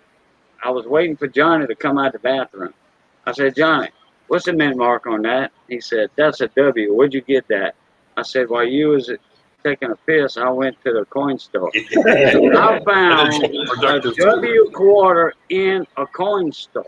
Not in change at the register, in the coin store." I'm like, That's awesome. how lucky is that? Yeah. Okay. Then And it got then rejected. so we went shopping, and I was checking out, and I was at the cigarette checkout counter. It's not a self checkout. And Johnny has found a lot of that year quarters, like this year quarters, and then when he'd shop at Walmart, he'd always go to Walmart the always self got your ones. checkout. They always got the brand new coin because that's less hassle on the change machine when you put in a $20 bill or whatever for the coins to come out. They're not damaged or anything. So anyhow, I was checking out there, and I saw a certain lighter that I'm going to send somebody pretty soon. Yeah, he'll make a video of it. Y'all see it. And it was priced. So, boom, I put it up on the counter. Then we was walking out the store, and Missy said, "I think they charged me twice on these paper towels." So I looked at the receipt. I says, "No, they didn't, but they charged me $5 more on my Zippo lighter." So I went to the counter. I told the girl about it. I had my lighter there, and then the manager, he was in the customer service desk area. He saw me there holding that. So anyway, he came up and says, let's resolve the issue." I said, "Okay." So he said, "Come over to this register." I said, "Do you need my credit card? Because I'll pay for this on a credit card." He's like, "No, I'm going to just give you cash back. No problem." And he was the manager, and I knew the guy. And I said, "Look," I said, "I noticed all y'all self-checkouts have brand new pennies, nickels, quarters, all that." He says, "Yeah, yeah." I says, "How can I get a box of quarters from you?" I says, "I'll have the money, $500. He's like, "No, we get them in bags." Yeah. In the mint bag. We get them in bags. And I think it was $1,000 bags or $1,500 bags that they get them in at Walmart. Quarters are 25. So he says, "Just, I don't remember. whatever you want, let me know." So if y'all get in good with your Walmart manager, y'all can get the mint bag of quarters. It's going to be $1,000 or $1,500, I forget. But y'all going to get the brand new quarter. And it might have W's in it. Well, It might have W's. not You never anymore. know. Unless You never know. they kick out some 2000s that still show up every now and then. Yeah, but they're going to have last year. They're going to have 2020s, though. Yeah, they'd have You to. know, I still have not seen the 2021, but I haven't been like getting change either. It's all Yeah, I haven't. I've seen them. Johnny has. Johnny got both 2021s already. He's got the Tuskegee Airman at Walmart and Cross City anyways. The new Washington. Yeah. Yeah. I do mostly pennies because, reasons. Well, there's a speculation that the nickel is probably the next one they're going to do a special W on. That would be interesting. I thought they had W nickels already. No, they made a W nickel that came with the mint Sets. right? The sets, yeah. But Okay. there's speculation that for they're going to use public. the nickel for the next range because they're Right. talking about starting to change the backs of the nickels. That they're talking about that. I heard they was changing the obverse of the quarters. They were taking Washington off and putting Yeah. That's what I heard. Now I'm not sure now, Well, guys, it's 1:30 in the morning. I got to split here. Yeah, it's about 12:30 here. So Time to rock on off to the cave. All right, fuel guy. He's got a 21 crossing. Video. Yeah, he did That's a cool. video. Yeah, I remember him telling me he had a 21 crossing. Cool. All right, guys. Have a good one. Peace. All right, Frank. Appreciate you Don't coming in. forget, Coin Q&A. We're going to have that special guest this Monday. It's going to be All awesome. Peace. Peace, brother.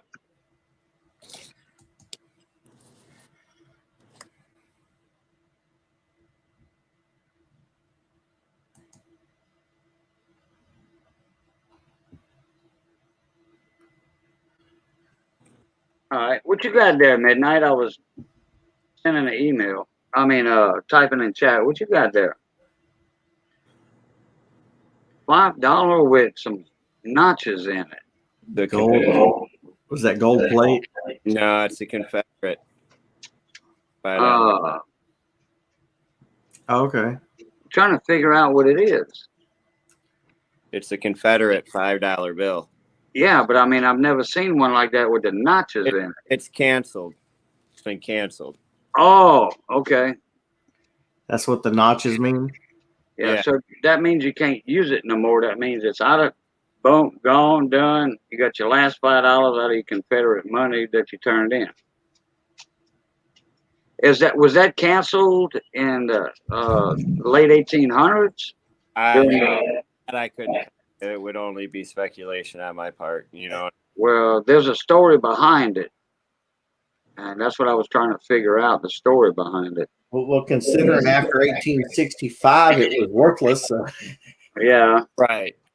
I've got some of those what they call them baby notes, not the fractional currency, or I think it is oh man, it was in the 1800s. I did a video and show one of my live streams. I showed them 18. They call them baby notes or baby backs or something like that. No, Come on up, Phil guy. There's only two of them up. Come on up, bud. Check your email. I don't trying to think. And I got that stuff put up in boxes. I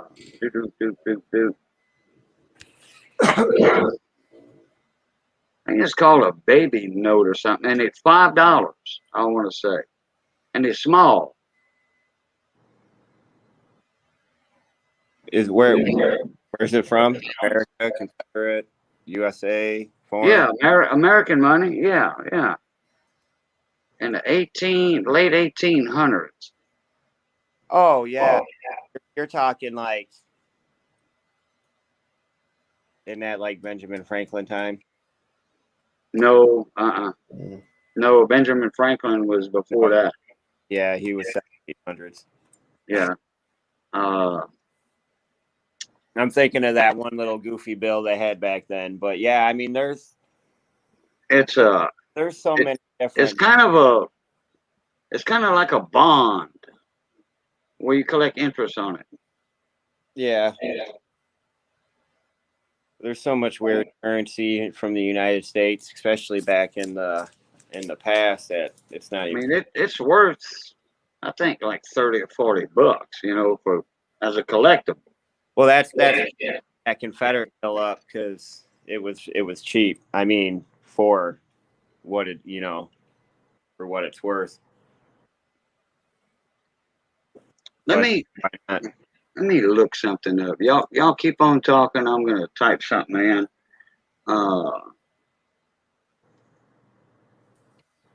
Will you type it? He's gonna look at it.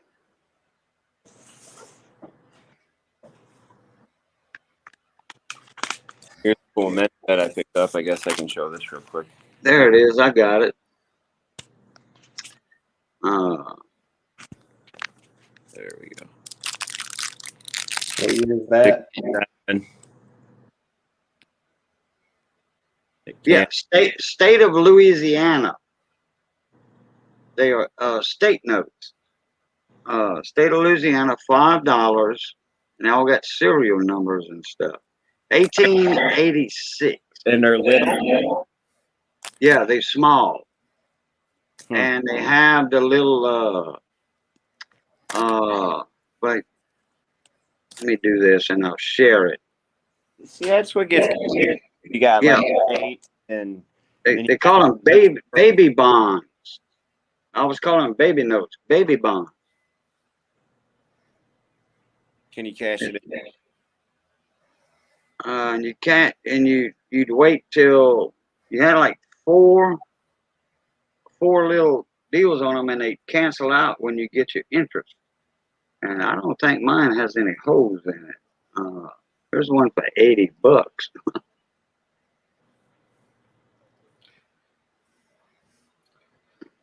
All right, guys, we got it over here. Try to get a little. Hold on a minute. Let me share this screen. I want to show y'all this. All right.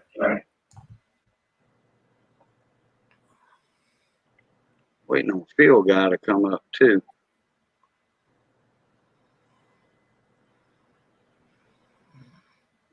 Let's see. Here it is. Quit chewing on that wire, you. Gonna get shocked again. All right, can y'all see that? Mm-hmm.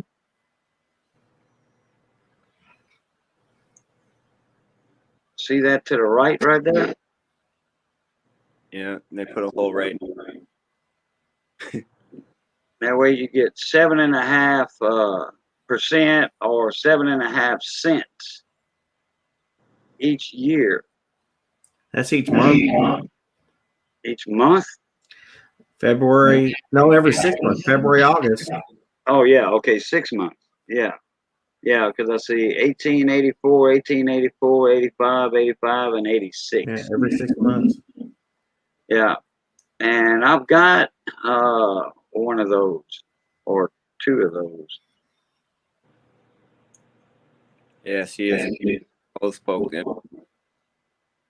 Yeah, they called them baby notes. That was like T-bonds, treasury bonds, with whatever you want to call them.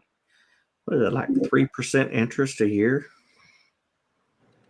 3%? Hell, you don't even get that now on a CD.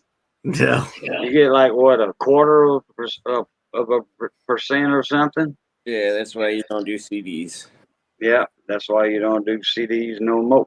No more, no more, no more. My grandpa saved a lot of money, and that's what he did, back in the day with CDs. And he gave up keeping track of them, and after he passed away, we had to help my grandma with them, and yeah, they were gaining like $1, $1.50, maybe $2 at the most a year. Man. And it was, some of these bonds were like a lot. They were a lot of money. I had a buddy of mine. He said, invest 100,000, and you'll get 10,000 a year. It was 10% at the time for your CDs or whatever. And I think it was CDs he was talking about. So I invested 10,000, and I got 1,000. Well, I kept rolling it, and it kept building up. Well, what was it in 1987, 88? I wasn't getting hardly squat on that, hardly squat. So I'm like, now I'll cash it in, thank you. And there was a reason for me to cash it in. Oh, field guy, you got some noise in the background. I don't know what that is. Check on it. Sound like a fan or something. What's up, field guy? You can unmute yourself whenever you want to, field guy. Aunt Arda, what's happening? Haven't seen you in a while. What's up, buddy? Well, 3 weeks. What's going on? How you doing, buddy? Yeah, there's a story behind me cashing in that CD too. I went to the bank. I was Sunshine Bank in Baton Rouge, and I had about $800 in change. And I went to cash it all in, run it through their little money machine so I can get the paper bills. And they says, well, we can't do that unless you have an account. I says, I do. I got CDs in here. Because I had cashed one out and I broke it up into smaller CDs in case I needed some money. I didn't want to cash a big one out. And they said, no, that don't count. You have to have an account so we can deposit it. I said, okay, I'll tell you what. I says, I went to my truck. I says, here's all my info. I want to cash in my CDs. Oh, no, sir. Oh, please don't do that. Please don't do that. I says, oh, I am. And I did. And one of the reasons was I didn't get that much money off of them anyway. And I was in that period where I could cash it in and not be penalized, lose anything. Oh, yeah. Because it reminded me when I got the notification to roll it over or go cash it in, it reminded me, well, hey, I got all this change I need, and that's what I'm going to use for the welding for my shrimp boat. All the aluminum welding on it, because aluminum welding is not cheap. Hey, Phil guy, you found out your noise No, yet? I'm just go listening. ahead. I'm sorry. Go ahead. I'm just listening. Okay. No, I heard a noise in the background earlier. I didn't know what it was. I thought you had a fan or something. It's my fan. It was? I have to keep my fan on. The only thing it could be. It Okay. makes noise. Turn your fan Yeah, I on. can't Let's see what it sounds like. It is on. I just turned the setting down. It was on. Oh, okay. It was Because it this. sounded like a cat scratching on something. That's it. I don't hear it. Not now, anyway. There's nothing else in my room to make noise with. Oh, well, I heard it. And then when I muted you, there it goes. Oh, that was my bed. Your bed? If you heard me just plop on my bed squeaks. Yeah, but it was about five seconds worth of it. I don't know. Maybe my house is haunted. I have no idea. Oh, maybe so. Whoa, Whoa. It happened again. I don't know what that was. Sounded like a alien. Somebody tuning in to CD radio. StreamYard was acting up on me last night. It kept glitching. It kept going. I guess it's doing it again.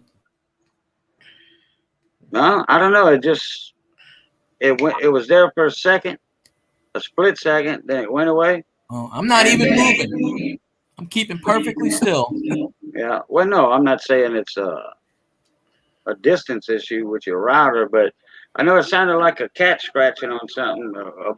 About 100 cats fighting at the same time. I have no idea. I don't have any cats. All right, guys. I'm going to bed. I will see y'all manana. All right.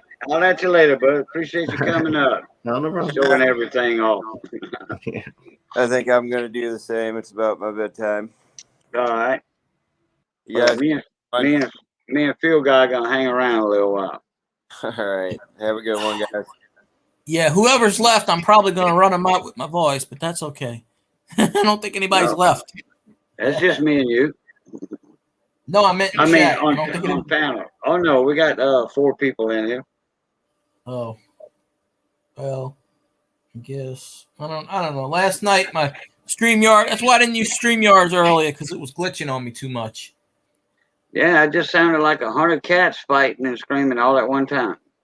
It was doing that last night. Same thing. Huh? I'll be dog. Because I was on somebody's panel and it kept lagging, and they said I can't hear a single word you said, and then when it caught up, it was going. Yeah. So. Well, I appreciate the concern, Aunt Orla. Appreciate it, bud. Yeah, there was quite a few people worried about me when I was in the hospital. I was a little worried myself. I didn't even know until people were asking me about it. And I said, what are you talking about? And it's weird because 2 people came in my stream and asked me about it, and I've never seen them before, and I've never seen them since. So, and they were like, what's up with Cajun? I said, what do you mean, what's up with Cajun? They said, is he sick? I said, I have no idea, so let me call him. I don't know. I had no idea. Because I don't go to Big T's too much because it's all he does is auctions. And I stay outside, you know. Right. Now he does that Thursday night chat, you know. Yeah, but then every time I go in there, I got to get asked about selling this and buying this, and I don't like that. They messing with you. They making conversation, all that. No big deal. It is to me. I told them about that. They like what you got. Put it that way. They haven't been in my live streams in 3 years, so well, they know about the stuff you got, so they probably sneak in there every now and then and lurk. Yeah, but lurking doesn't help me.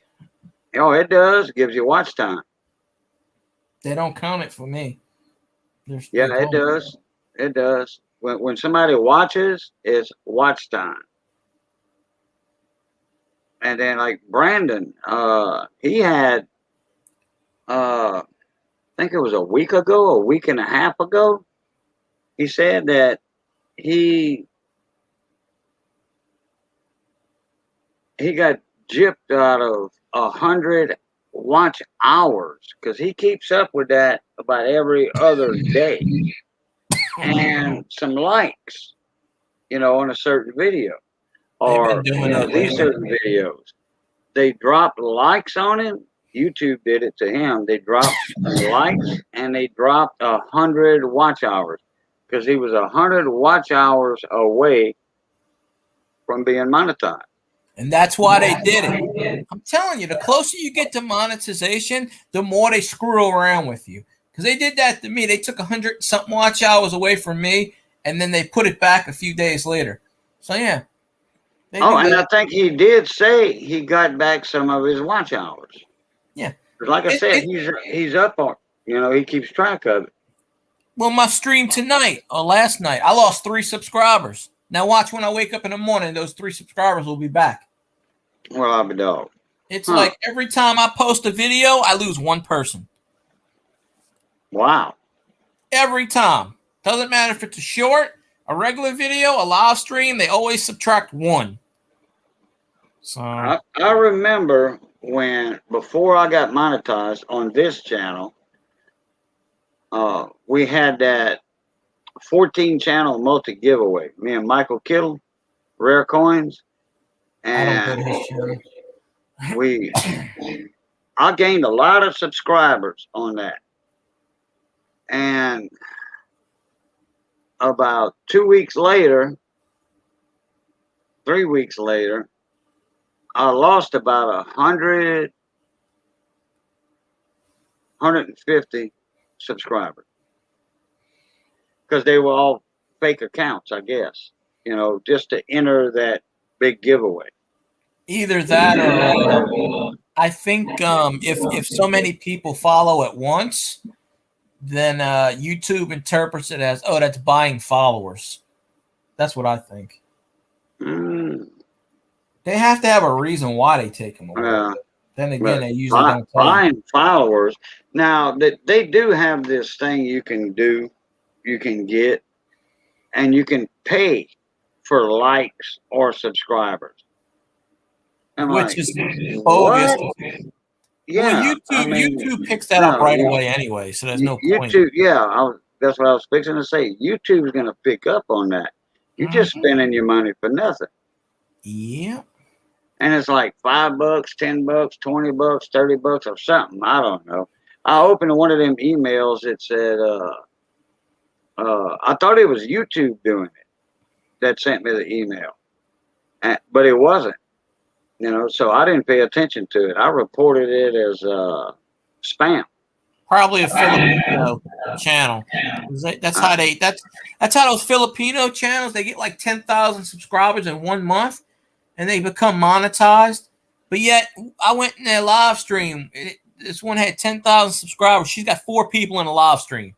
Now, does that make any sense? Yeah, true that. Yeah. But they don't do anything. I don't know if it was a Filipino selling the subscribers and likes. I think it's a company or whatever, some kind of facet doing that. But oh man, no, I'm like, no. I don't buy subscribers. I earn mine. Yep. Well, at this point, I'm not even worried about subscribers. I'm worried about watch time and watch time only. I said that like 2 or 3 years ago. One of these big YouTubers put out a video saying exactly what I said and got like 2 million hits. So I said, well, wait a minute, I should do a video like that. And I did one, and it got taken down. Oh, boy. Hey, yesterday, did y'all have some bad weather go through there? I've been having bad weather the last 4 days. Tropical storm Claudette. Well, I remember that. Okay, I remember the Claudette. Because I got a foot of water. You were in a channel, and I was in a channel, and we were talking about it. But yesterday, we had a cool front come through over here. Rained all day, and I mean bad storms. Yeah, my area, this part of Louisiana, gets a lot of bad weather for some reason. A lot. And this morning, yesterday at about 3 o'clock, 3:15, look, I mean, it was bad. I mean, we had lightning popping a block, 2 blocks away from us. We had that here too. So you had it yesterday evening probably. What about today until 12 o'clock? Let's see. Well, it's 1 o'clock now, so I'm going by yesterday. The other day, it rained all day, like you said, thunder and lightning. Yesterday morning, since it's 1 o'clock a.m. now. Oh yeah, okay, yeah. It rained until about 8 a.m. 8, 9 a.m. Because when I woke up, I had to go get the second zombie shot today or yesterday. Okay. And I had to go for 10 o'clock. So when I woke up at 9:30, it wasn't raining, but it was raining early in the day. And then it was sunny the rest of the day. Well, hell, at 10 o'clock this morning, it was still bad weather over here. No, it was sunny by us. And I'm talking about like bam, boom, bang from all the close lightning strikes. And that wind. When it rains really, man. When it rains a lot, like the winds and stuff, it'll go boom, boom, boom, boom. Like if someone's shaking my window, that's how I know if when it's really bad. I got a metal roof on my house, so yeah. Well, I got insulation and all that in my ceiling, so that kind of drowns out the hard rain. But if it's raining that bad and you can hear it on my roof, oh yeah, it's bad. Like I said, within an hour or 2 hours, we got a foot of rain here. Flooded my front yard, flooded the patio. Yeah, Johnny couldn't get in his shop because all the rain until about 12 o'clock, 1 o'clock. I'll be right back. Keep everybody happy with a song and a dance. Ain't nobody in here. Yeah, he is. Well, if they in here, they ain't saying nothing. So just like my stream, ain't nothing different. I'll play some Metallica.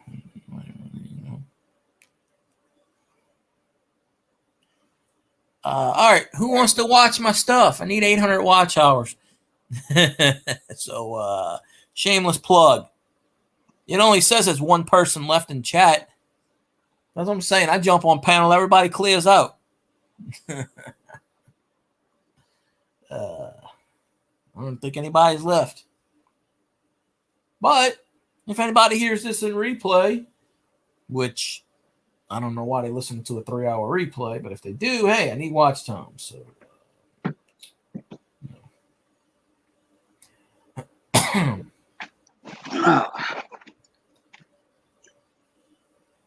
I had about, I don't know, 30 people, 28, 30 people in here when I first started. Says there's one. Talking about one right now? That's what it says on my side. I see 3 on the StreamYard side.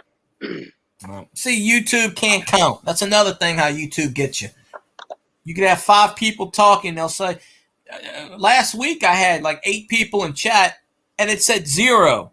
And I said, wait a minute, everyone's talking. How is it 0? Yeah. And I'm like, you see, there's a conspiracy going on, people. People don't believe me when I said it's a conspiracy. They don't want you to get monetized. They cheat, they lie, and they steal, and they take away your hours, and then they tell you, oh, well, no. Watch. And then when you do get 4K, they're going to come up with some reason to not monetize me and then not tell me why, which is what they generally do. Well, I thought you had all your watch hours already. I knew you had your subscribers, but I thought you had your watch hours also. I sort of had them, but I didn't have them. They took them away from me, basically. Really? So, yeah. Oh, they took close to 1,000 watch hours away from me. Oh, yeah. Wow. Yep, they screwed me. I was right at it, too. Yep, they took them away. I'm at 3250 right now, so, you know. And it wasn't the past videos that were dropping off.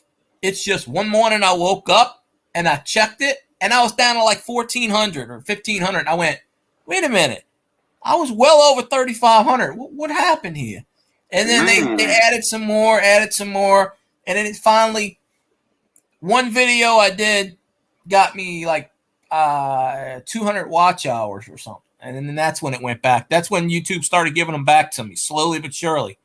But yeah, they just, for whatever reason, and I sent an email. Of course, YouTube doesn't really answer those emails. But I sent them an email, and I was like, where's all my hours at? Because I keep track of it, too. You know, you got to keep track of it. But slowly but surely, they gave them back to me. On my last video, I got a hit from YouTube. For what? A song. That song you played on my stream that time? No, You know, YouTube doesn't do that. It's that third party that does that. I can't remember the name of it right now, but YouTube has nothing to do with copyright hits. No, it wasn't. No, I just got a notification from YouTube. It was a hit reminding me that one one of the songs in your video, we know it's a cover song. We know it's your band, but we just letting you know if they want to claim since you monetize, and if they want to monetize also on it, share the monetization. Just yeah, that they will. And so I'm like, okay, no problem. That's why I don't play music on my thing. So and they got a couple of English songs in there that they didn't hit me on. And all the French songs, the Cajun songs, they didn't hit me on. They hit me for that one, and I thought it was like a 70s song. But come to find out, it's oh crap, I forgot the name of it. But they gave me the timestamp on it. And it was like a 2.5 minute song. They said, if you want to edit it out, no problem, we'll do it for you. I just left it like it was. I don't mind. Hey, look, the song's up there. It's a cover song, that my band did. Yeah. So, I have no problem with it. That's the thing. What's going on, mon ami? Alex is in between me and you, Phil guy. He's in Livonia. How you been, little buddy? Yeah, I go through that town to get to my aunt's. Yeah, it's right at the end, actually, almost. I call it Lavinia. Yeah, Livonia. I say, if I remember right, it's right around the point where we get to Crotch Springs. Yeah, 71, where you go up at to Alexander. I hate 71. You go 40 miles, and then you finally, there's barely, then you start seeing a few houses, but it's like 30 miles with nothing. Nothing but swamp. And you can only go 40 miles an hour because there's speed traps. Huh. I thought it was 55 up through there. Last time it was 45, I think. Oh, they must have been doing some road construction. They were, in February they were doing part of the, because you get to that point right where you hit Avoyelles Parish, and then the roads suck. But they actually fixed those roads up there, but they were still finishing something, so they had something blocked. So it was down to 45. Oh, okay. And then they had all the speed traps were out. I know what their speed traps are, but this was in February. Check your email, Alex. Yeah, we went to the camp and by Catawba, which is in between Port Bayou and Crotch Springs, on the levee. That first levee you get to for the spillway, the Choctaw Basin. Yeah. You turn right on that, you go south, and the levee bars down there. You got a bunch of camps down there on the river, and then you got the levee bar, huge dance hall. You cross the locks. That's where Bayou Catawba. It doesn't end right there, but that's where the levee's at. So they got locks to keep the spillway waters from going up through Port Barry, Crotch Springs, all that. And then, as soon as you cross the locks, you dump down to the right, go down, and it's the first camp to the right. What's up, Alex Conway? How you been, little buddy? What's up, brother Cajun? How you doing? All right. What kind of bad weather y'all got this morning? It was bad. A lot of winds, rain. What? Man, I thought there was a tornado coming through at about 8:30. Yeah, I was still asleep by 8:30. Well, I was still laying in the bed. Yeah, don't get me wrong. I was still laying in the bed at 8:30. I was like, well, if a tornado's going to hit me or whatever, because, it was rumbling. I said, if a tornado's going to hit me or whatever, at least I'll go laying in my bed. Yeah. I actually growing up in Araby, I was at my grandparents' house and I came home sick from school, and I actually slept through a tornado. Half the roof came off my grandparents' house right in the room I was sleeping in. I didn't even know about it. Didn't even know about it. My grandpa woke me up and he's like, half the roof's gone. I said, what? I was knocked out. I looked up and I'm like, hey, I can see the sky. I'm a sound sleeper. I am. Now, you know, weather is natural to me. You know, a possum or a raccoon or whatever in my yard rummaging through the leaves, or a cat out there or whatever, a dog. But now if somebody walks outside, if it's actually a person or whatever, boom, I'm up. You know, I'm like, who the hell's in my yard? You know? It's like my neighbor the other night. I was sleeping because the power went out. So I said, well, I'm going to go to sleep. And my neighbor was out there with his truck in the water, running up and down the road. And they got like 15 people out there drinking and whatever and all this other stuff. And they blowing the horn for 20 minutes straight. And it woke me up. And I went out there and I said, hey, could you stop blowing the horn? And dude's like, I'm going to kick your butt, man. You better go back in your house. And saying, I'm like, all right, well, wait a minute. So I said, all right. So I called the police. I said, yeah, I got people on my property threatening me. I said, I want to press charges on these people. And, you know, they wouldn't answer their door because they were so scared. You know, the cops go over there like every freaking week. But I told the cop what happened, and I said, yeah, these people threatening me and all this other crap. I said, who blows the horn at 3 o'clock in the morning for 20 minutes straight? Come on. I said, they're doing that on purpose. They're doing it on purpose. They're drunk. They know they're in the wrong. And the dude's going to threaten to kick my butt. Like, you know, and I wasn't an ass or nothing. I just said, I just opened the door and I said, can y'all please stop blowing a horn? And then he's going to tell me, you little prick, I'm going to kick your butt. Okay. I said, yeah, of course you're going to say that when you got 10 people outside and it's just me. And the power, there was no power, so it was dark. So all I saw was flashlights and I heard voices.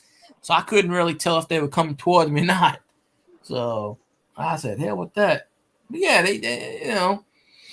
That's when you break out the AK and like, pow, pow, pow, pow, pow. What? What'd you say? If I had any, I don't have any guns, but I got a couple of machetes.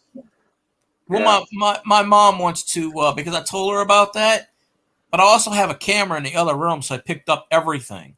So, but I had it documented. But my mom's got a few stun guns and stuff. But she actually wants to get, I don't know what kind of gun, but she's concerned because her room is there's an alleyway, and her room is right there where the alleyway is, where they out there drinking, they smoke dope all the time. It's right there in front of the window, in front of our window. Yeah. So on the other side of the house. So she says she wants. Yeah, she says get her a shotgun, a double barrel, or a pump, or at least a 45 automatic. Yeah. I mean, me. What you been up to, Cajun? A 45 will do damage. You hit somebody right here, with 45 at close range. Look, that arm is of no use. No more. No more. It is no use no more. If they own my property, I don't have no remorse taking them out. You know. Actually, they got to be halfway in your house. In your window. If they're coming in your window, their head's in there, and you drag them in, then pop them. Hey, more power to you. They couldn't get in my window. I got too much barricade. My window is in the front of the house. I'm in the front of the house. Everybody else is in the back of the house. People in Arizona, under every window, they have cactus plants, like the barrel cactus, the fish hook cactus, they call it. It's a barrel cactus. And they got, instead of straight thorns coming out, straight pecans, they made like a fish hook. And if you blow somebody out of your window and they fall on that, because they ain't going to go through your window with a bunch of those under your window to start with, but unless they leak through, they, oh look, you throw somebody in one of them, they in a bad way. Put it that way. Yeah. They hurt. What you been up to, Cajun? Trying to heal up better. Since I'm able to eat regular food, you know, and that's been about 2 months now, I think, month and a half. Been able to eat regular food. I just gotta watch. Well, when the doctor told me I could eat food, regular food, but he said you just gotta watch the spices in it and how much, you know. So I've been like not on a diet, but watching what I eat. Yeah. Them spices will get you. Well, with my problem area, yeah, you know, like jalapenos, they tear me up, and now they tear me up even more. Because Missy made a Mexican cornbread the other night, and she didn't add nothing to it or whatever, but the jalapenos or whatever that was in it, Yeah. it did not agree with me at all. 2 hours later, I was like, oh man, I'm regretting it. I don't eat I the had a spicy stuff. jalapeno cheese corn dog the other day. You had some what? I had a jalapeno cheese corn dog the other day. Oh, see, I couldn't eat that. Hey, Silver Hair Seeker, how you doing? What's up, mama mio? Anything with jalapenos tear me up. I used to love jalapenos and eat them, but now it's like I'm allergic to them. Either it's gonna come up or it's gonna come out the other way, and it's gonna burn like fire. That was a long time ago, but now, like 2 slices of jalapeno, 2 little bitty slices on a pizza slice. That will tear me up. Yeah, I stay away from spicy food. The only time I ever put, when I eat red beans and rice, I'll put some Tabasco. That's the only time I'll really eat anything spicy. I don't fool with anything spicy. It's never agreed with me. Tabasco sauce does not bother me at all. It's really watered down. That's why, because when they make the stuff, they water it down to the point where it's not really going to get you. But I don't put a half a bottle neither in my gumbo or my red beans and rice. I just put like 4 or 5 drops, big drops. Yeah, that's maybe what I do. 7. So, but no, Tabasco sauce, and I buy the large bottle of Tabasco sauce. The Tabasco sauce, not Crystal hot sauce, not the other, not Louisiana hot sauce, Tabasco brand. Yeah. And speaking of that, I got red beans and rice tonight and fried chicken wing. That's my supper. Or early breakfast, whatever you want to call it. It's been about a month or 2 since I ate red beans, because I ate red beans. I ate some butter beans about a month or 2 ago, and I had it for almost a week.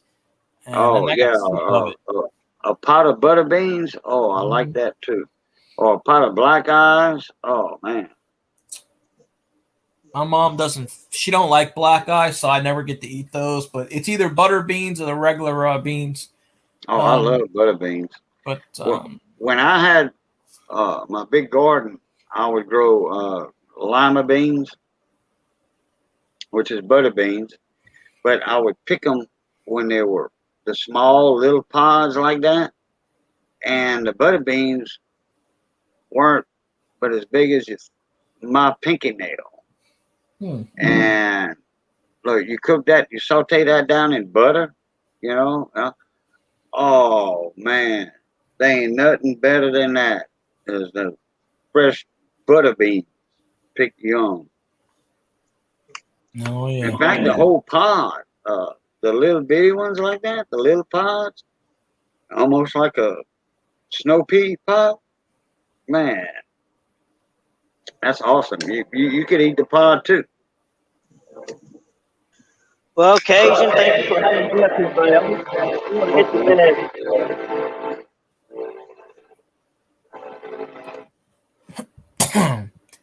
Think I heard the train. Oh yeah, he was making some musical notes with it too. That's what it sounded like. I'm like, what? Yeah, like ba ba ba ba ba ba ba. I could hear the train that's about at the end of my neighborhood. Well, it's not right near me. I'm at the beginning of the Mon. It's all the way at the end. It's maybe a half a mile, if that. But I hear it every night. It's the Amtrak. Oh, okay.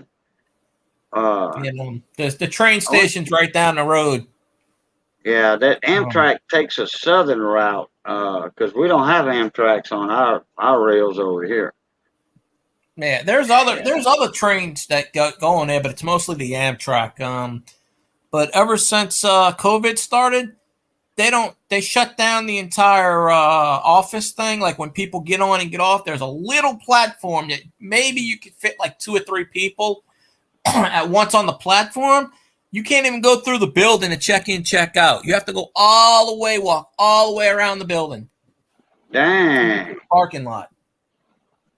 And you can only order tickets online. How I know this is because my brother is trying to book a train to come down here, and he saw that, and he's like, why is it still closed? They just won't open it back up. So nobody maintains it either. It's all trashy outside. Oh, yeah, that's about right. The old Amtrak. Occasionally we get off here, buddy, so I can get some sleep. All right. What you got, a hot date tomorrow? Whatever my wife has planned, so I don't know. All right. I got you. Well, how Miss Robin doing anyway? She's doing good. Y'all gonna have to come meet us sometime when we go to the camp. Y'all gonna have to come just pass through Crotch Springs. You know where the levee's at. Turn off right there and then head south on the levee road. And I'll give you a call next time we go to the camp. Okay, yeah, let us know. We'll come hang out. Y'all can spend the night, bring your fishing poles, because Missy been wanting to get out the house, and I've been thinking about it. Yeah, so y'all come spend the night with us at the camp and do some fishing or whatever. I'll probably bring some pork chops and cook it on an open fire. We got that open fire pit over there with the swivel grill, Yeah. Yeah, that's the best thing that ever could have happened to that camp was that big pit with that swivel grill on it. Then you can hang a pot on it or whatever, You can use the grill or don't use the grill. Either way. That or we just cook it, in a black pot, make a sauce or something. Shrimp sauce. That sounds good. Yeah, we do like a shrimp creole or something. There's plenty of firewood over there. So, all right, Alex. Glad you came up. Buddy, thank you for having me.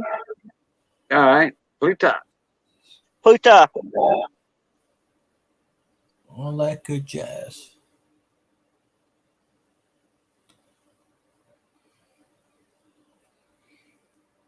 Yeah, in fact, if you want to come out there at the camp one time, field guy, shit, come on over. I don't have a way down there. Oh, you don't? Oh, okay. That is my biggest problem in life right now. I don't have a vehicle. If I came down there and I have to borrow my friend. Oh, okay. Well, he doesn't. As long as it's somebody you trust, it's all right. Yeah. Well, I can't get a license because of my eyes. They won't give me one. Really? Yep. Your eyesight? they're not bad at all. They just said, "Oh, you need glasses to see at night." And I said, "I don't need glasses to see at night. I can see fine during the day. I don't have the best vision. It's not bad, but it's not terrible." My brother's got the same condition. He has to wear his during the daytime. He doesn't have to wear glasses. Only at night he has to wear sunglasses. I'm like, it's some kind of retina problem. I know what you're talking about. Johnny's got the same thing. Yeah, because when I was 16, I took the test, and they told me, "Oh, well, you gotta." And I said, "No, I'm not doing it." I just never went back. It's hell with it. So you never had a DL? A what? A driver's license, a DL? Nope. Oh, okay. No, I just get my ID. I got mine when I was, I had my learner's permit at 14, and I had my regular driver's license at 15. No, they wouldn't pass me in. They wouldn't pass me on that issue, and I said, "Screw it." I said, "I'm not doing this, and this." I said, "I don't need a driver's." Perfectly honest, I didn't really care about it, and I still don't care about it. Like, kids 14, 15, teen, that's all they cared about. Me, I don't care about a driver's license. I don't care about none of that crap. I'll get one eventually, but I don't really need it because everything I need is within walking distance. So. Yeah, well, that's true. When you live in town, or close to a store, you can got the Walmart neighborhood market right around the corner. No, there you go. You can get groceries, a pair of pants, or whatever. Even my last even my last couple of jobs, they were about a mile away, but I still walked. But they're shortcuts, so I mean, Right. Plus, Hey, I like Nancy Barber, how you doing, Sha? Hadn't seen you in a while. I like to walk anyway because I'm trying to get in shape and lose my gut. So. Nancy's not far from you, Phil Guy. Oh. She's down on oh crap. I get it mixed up. The West Bank, East Bank, but she's not far from the airport in New Orleans. Yeah, that's like an hour away. She's off of airline. Or what I call 61. That's about an hour away. Okay, that's what I'm saying. She's not far from you. If I walk there, it's pretty far. Not that I would. Nancy, I was too. I think you remember that, my little hospital 1 month stint I had. Greetings and salutations. Let's see. I forget what side of it. Is it airline or 10? I forget which one she's on the other side of. West Bank. Okay, West Bank. Airline and I-10 link up, if I remember right. Yeah, to go to airline, that's one of the ways to get to my aunt's house in Laplace, if I remember right. She was born in the Ninth Ward, but grew up on the West Bank. Yeah. Hi-ho, Silver. What's going on, mon ami? How you been? Yeah. I'm a true Chalmatian, so. And one day I'm gonna move back down there. Where at? Chalmette. Oh, Chalmette. Oh, yeah. Yep, it's where I grew up at. If I didn't move when I did, I would have lost all my stuff in Katrina. So, I mean, there's not really anything down there for me, but I just wanna move back down there one day. Yeah, isn't West Wego down there on the West Bank too? It's across it's the ferry. You got to take the ferry to go to I think Gretna or I remember I used to go down Lapalco Boulevard and I went through West Wego. I don't know if that's the East Bank or the West Bank. I done forgot, and I got corrected on it a couple times by Nancy. So I don't know if West Wego is the West Bank or not. I think it is. Well, I know it's on Lapalco Boulevard, And That's we in used to go Harvey. down Lapalco Boulevard and turn right, not far past West Wego, and we go south to Lafitte. Yeah. Down there. My aunt used to live in West Wego back in the day in the 80s. Yeah. Because I used to go to, now she lives in Laplace. But she used to live in West Wego back in the day. A buddy of mine, it was a truck driving buddy of mine. I forgot his name. It's been so long since I've seen him. He lived in West Wego. He worked for a company. They had pink trucks. Not really pink, but kind of purplish pink. And Teoc. Yeah, Teoc. That was the name of the oil-field company. Teoc. And he drove for them. He used to come to my radio shop in Baton Rouge. Lapalco would take you from bridge to bridge. Okay. Isn't Lapalco before you cross the bridge? You turn right before the bridge on Lapalco? I don't remember that far. And then they'll bring you to the other bridge to cross the river going to Slidell. Lapalco's nowhere near Slidell, but I think it might be. No. Lapalco Boulevard runs east and west on the south side of New Orleans. And I think it's before, like, say, if you're coming from Paradis and Boutique, Paradis, they call it, it's spelled paradise without the E. Paradis in French. And you're coming from you're coming from Des Allemands. And before you get to the bridge, you turn right on Lapalco Boulevard. And I think Lapalco will bring you close or whatever. You can go down Lapalco Boulevard and you can turn right under the tunnel. Was that the Belchase Tunnel or something over there? Harvey Tunnel? I don't know. There's a tunnel that goes under the Intercoastal Canal or something. The only tunnel I know is the Harvey Tunnel. It might. I don't. Well, but I don't remember where that is exactly. I haven't been down that way in 20, 30 years. So, but yeah, I think it eventually it'll lead you to the Huey P. Long Bridge. Oh, she said you cross over to Huey P. Long to get to Lapalco. Okay. Oh yeah, you got to be talking about the Harvey Tunnel. Oh, okay. I always thought it was the Belchase Tunnel. I don't know why, but I know you go under the tunnel, and I think that road there takes you to Venice, Buras, Venice, all that down there on the boot. Yeah, I haven't been that way in a long time. Y'all got me curious now. Let me look up. I want to look this up. Well, I don't go that way, but I can tell you one way to get to New Orleans East is not the Lake Pontchartrain, but you go the other way through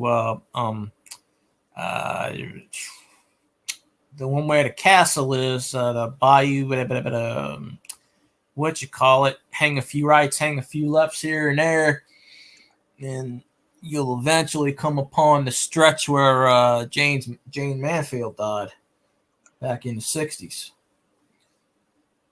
Okay. I've been there before, a little stretch of road. You take a turn and there it is, in the middle of nowhere. I know I went through that tunnel one time. Okay, here's Booty, Highway 90. And then you stay on 90, you go through Avondale. It's been 30 years since my aunt lived out that way, so I can't remember. West Wego. West Wego's right across the river, though. And then Marrero. Isn't West Wego the West Bank? I want to say it is. I want to say yes, but I can't remember. I haven't lived out that way in literally 25 years, so I really don't. I mean, I remember some things from going to my aunt's and going here and there, but I've been out here for 25 years, so Plus, I don't drive. But I used to go up that way with my grandpa when he was alive. You can go to Lake Bourne and stuff like that. Go that way, where Fort Pike Don't they is. have a tunnel in Bellchase? Or no? No, never mind. Not, there's only one tunnel. It's the Harvey Tunnel. Okay. Unless they built one I'm not aware of. No. I'm wrong. It goes underground. I think it's a couple of miles long, and you go right back up. I think. I'm trying to find the Harvey Tunnel. It's in Harvey. That I know. Yeah, I'm trying to find Harvey. It's over that way. From where I grew up, it's over that way. We just point that way, and then you get to the ferry, and it's still there right now. You go to Chalmette Ferry, you take the ferry over. Me and my friends used to do this when we were bored as a teenager. He would drive everywhere. He goes, "What do you want to do?" So I don't know. Let's just drive. So we get on the ferry, go on the other side, and then you drive about 20 or 30 miles to get to the other side of the ferry, which is free, going back. And we go on the back, and we do that 2 or 3 times, just loop around. Saturday night, we were bored. Didn't have nothing else to do. And, okay. They would let us go on the ferry for free. They were like, "Well, you already paid for it. You can, But yeah, Huey P. Long. I haven't been on that in a long time. I used to get freaked out by going on that bridge. I mean, now they're starting to fix it, but back in the day, that thing's falling apart. People falling off. Okay, I was wrong. People used to jump off the Huey P. Long Bridge, if I remember right. What I was doing, I was going through Harvey, and then to Gretna. Other way around, I believe. No, I was going south from Gretna on 23, and then getting to Bellchase, and going down Highway 23. Oh, Nancy said there is a tunnel coming back from Bellchase. Yeah. No, I didn't cross the tunnel, but I remember seeing the tunnel. That's what it was. Like I said, I haven't been down that way in 30 years, practically. Trying to find Lapalco Boulevard here. I thought 90 was Lapalco Boulevard. I don't think so. I don't know. Like I said, no, it's not. Okay. It's been forever. But it is. Lapalco's on the west bank. Yeah. Okay. 90 turns into, you turn right off of 90 coming from Boutique, Paradis and Boutique, and then you turn right on Lapalco Boulevard. No, you don't cross the river. Huey P. Long? No, you don't cross the river at Lapalco. You turn right on Lapalco Boulevard, but way before the bridge, and then Lapalco. We take that because I know I went down to Lafitte quite a few times, and that's they got like Diamond Head down there and all that, or Mount Point or whatever, and Lafitte on Highway 45. Highway 45 ends in Lafitte. There's no more roads after that. They wanted to build a highway over there.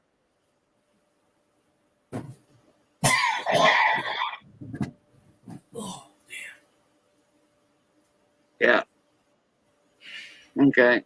No, I knew I didn't cross the river to get on Lapalco.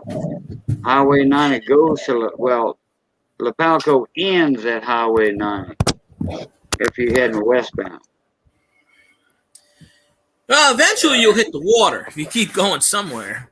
Oh yeah. In that area. At some point. It'll be like dead end. Don't go. Oh, in that area, you're gonna hit water somewhere, big time. That is a fact. See what I used to do growing up in Chalmette, we go all the way down the Violet, go over the Violet Canal, keep going, go down Delacroix, and all that stuff, and eventually go to this little fishing place. It was called the End of the World. And you cross the barricade, and literally that's all you saw was the Gulf of Mexico, all water. That's where all the fishermen are at, out that way. And I had pictures of it, but I don't know, because I used to go that way a lot as a kid. Get your fresh shrimp and oysters down there too, and crabs. Oh yeah. Hey, Point of the Hatch down there, man, that's the best oysters you want to eat. Point of the Hatch oysters, man. Cool. You know, they got a place I haven't went to in a while. When my grandpa was alive, he took us there a few times, and they actually got one down here by me, the Mittendorf's. And it's right on Lake Pontchartrain, and they serve alligator broiled and the oysters on a half shell and pretty much anything seafood. They pretty much, they catch it all right there. It's right on the water. Yeah. Oh yeah, yeah. I'll tell you what. If you live down there and you go hungry, there's two reasons for that. You on a diet, or you just don't want to get something to eat. Mm-hmm. CW, what's up, Chris? How you doing, mon ami?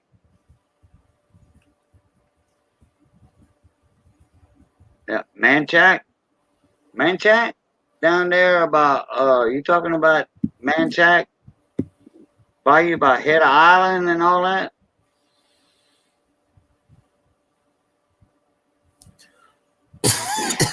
Oh, man.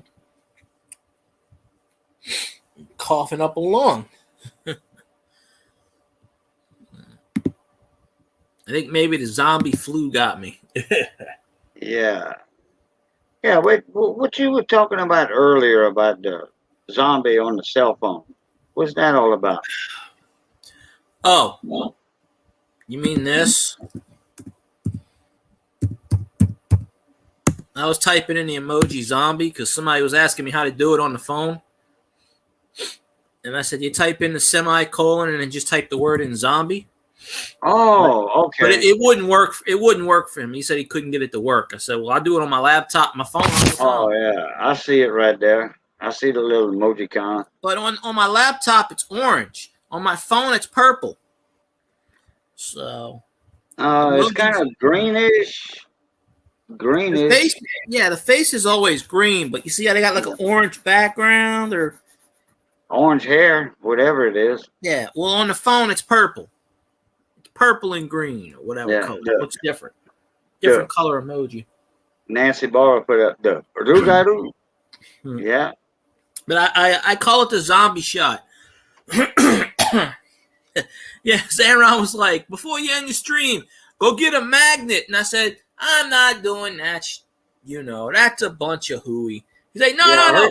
I heard you say that before you left your stream earlier. Yeah. He's like, go get a magnet. See if you got magnetic field in you. I said, oh, well, all I got to do is go by, I said, I'll know one day if I'm near something and I stick to it like RoboCop. I know.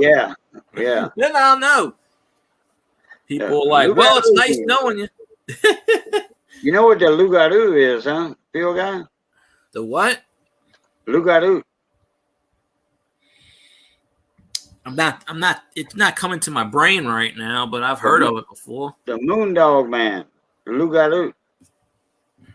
Or y'all, some people call it like Nancy spelled it, rougarou. I know the blue dog. Not him. Not that guy. That was Rodriguez. Rodriguez. Rodriguez. He died a few years ago. Yeah, I think he did. That was quite a few years ago. Yeah, the blue dog. That was crap. He had a restaurant in Lafayette. He was from that area, and he had the Blue Dog restaurant. Oh man, you talk about some good food in that place, man. A lot of You know, the cartoonist Bunny Matthews passed away a few weeks ago. Bernie Mac. Bunny Matthews. Oh. He did the Vic and Natalie cartoons. What you see on the French bread trucks. He was a cartoonist in New Orleans for 40, 50 years. Okay. He did all the historical drawings and whatnot. He passed away something a few weeks ago. Oh, okay. No, I didn't hear about that. The Leidenheimer's French bread. He does the Morgus lived about 20 miles away from me. I never got to meet him. Sadly. Because the last years of his life, his family kept him in isolation, basically. So he lived in Covington. Well, he did. But he passed away last year. I know there's a lot of bakeries in my area, in Lafayette. And there's one bakery, there's Poupart's Bakery. They go deliver a lot in New Orleans. They're French bread. They got like 4 trucks that deliver. And gotta be Leidenheimer's. And I think Lagno's Bakery or Lognon's Bakery, it's one of them. It's either Lagno's or Lognon's. They have a huge but what they do, they put the restaurant names on their wrapper. Okay. Yeah. It's all the same bread. It's just got a different wrapper on it to which place it goes in New Orleans. Mm-hmm. Well, when I went to my aunt's house, we went to what's the name of that city? It's probably about 20 minutes. It's not Alexandria, but it's one of these. It's probably 10, 15 minutes away. I can't remember the name of the city. And we went in this little diner. I wish I could remember the name of it. And it said on the menu, authentic New Orleans po' boys. And so we asked the people, and they said, oh, we get it shipped from New Orleans, Leidenheimer's. And I said, all right, well, that's the good bread. But it's this little cafe thing. But Kenzie's disappeared. You know, I'm waiting for Hubic Pies to come back if they ever do. They've been gone for so long. The owners got into a feud, and they don't want to give up the recipe. So they announced like 10 years ago they were going to rebuild, and they never did. Well, there's a place up in Allah, above Alexandria, to the northeast of Alexandria. You go through Pineville and all, and then you head straight up, like you're going toward Monroe, West Monroe. Yeah. And then you get to Allah. And yeah, I know where it is. I've been through there once or twice. They have a little mom and pop diner over there. That's Dwayne that owns it now, but it's named after his mom. And they get their bread, their French bread, from Poupart's. And they have authentic po' boys because they from down in Abbeville, Intercoastal City area. And they get all their shrimp and oysters for their po' boys and stews and, meals from Intercoastal City or Delcom. It's always a good thing. Yeah. But yeah, the loup-garou that's a bayou. It's like a Cajun werewolf, the boogeyman, the Cajun werewolf. And there's certain areas on the bayou, okay, like Dulac, Golden Meadow areas down there that do not tie up to the east side of the bayou. And there was a shrimp boat out of Texas that tied off on the bank, on the east bank, but not New Orleans East Bank. This is down on Golden Meadow and stuff. And they took their little putt-putt boat to go to the uptown, up the river, and they partied all night long. And they drove back, and their boat, they had like bear claw marks on the doors. That boat was tore up from the floor up.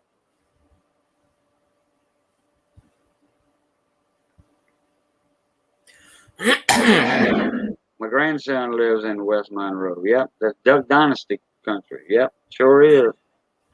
My cousin actually lived right down the road from him.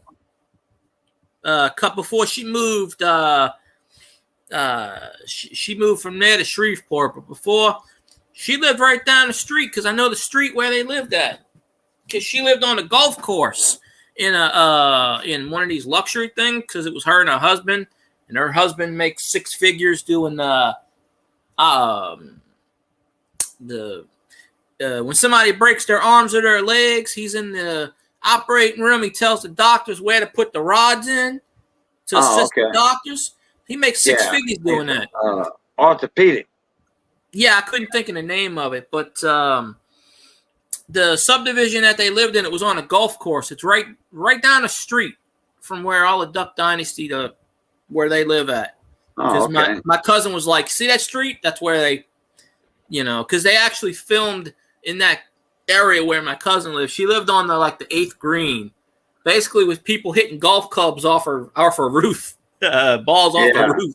Or running or going through their windows sometimes. Yeah. Well, they lived there for 3 or 4 years. Then they got divorced, so she moved to Shreveport. Nancy said she grew up with Cheryl Robinson, their niece. Oh, okay. They got a lot of them everywhere. All the rich ones always live in the north part of the state. I've only been up that way 3 or 4 times. I was supposed to go up there in February to see my cousin up in Shreveport, but it was snowing bad and they had those winter storms and couldn't get up there. The roads were blocked. So was that about 2 years ago, 3 years ago? No, this year. Oh, this year. Oh, it was in February when they had those winter storms. Yeah.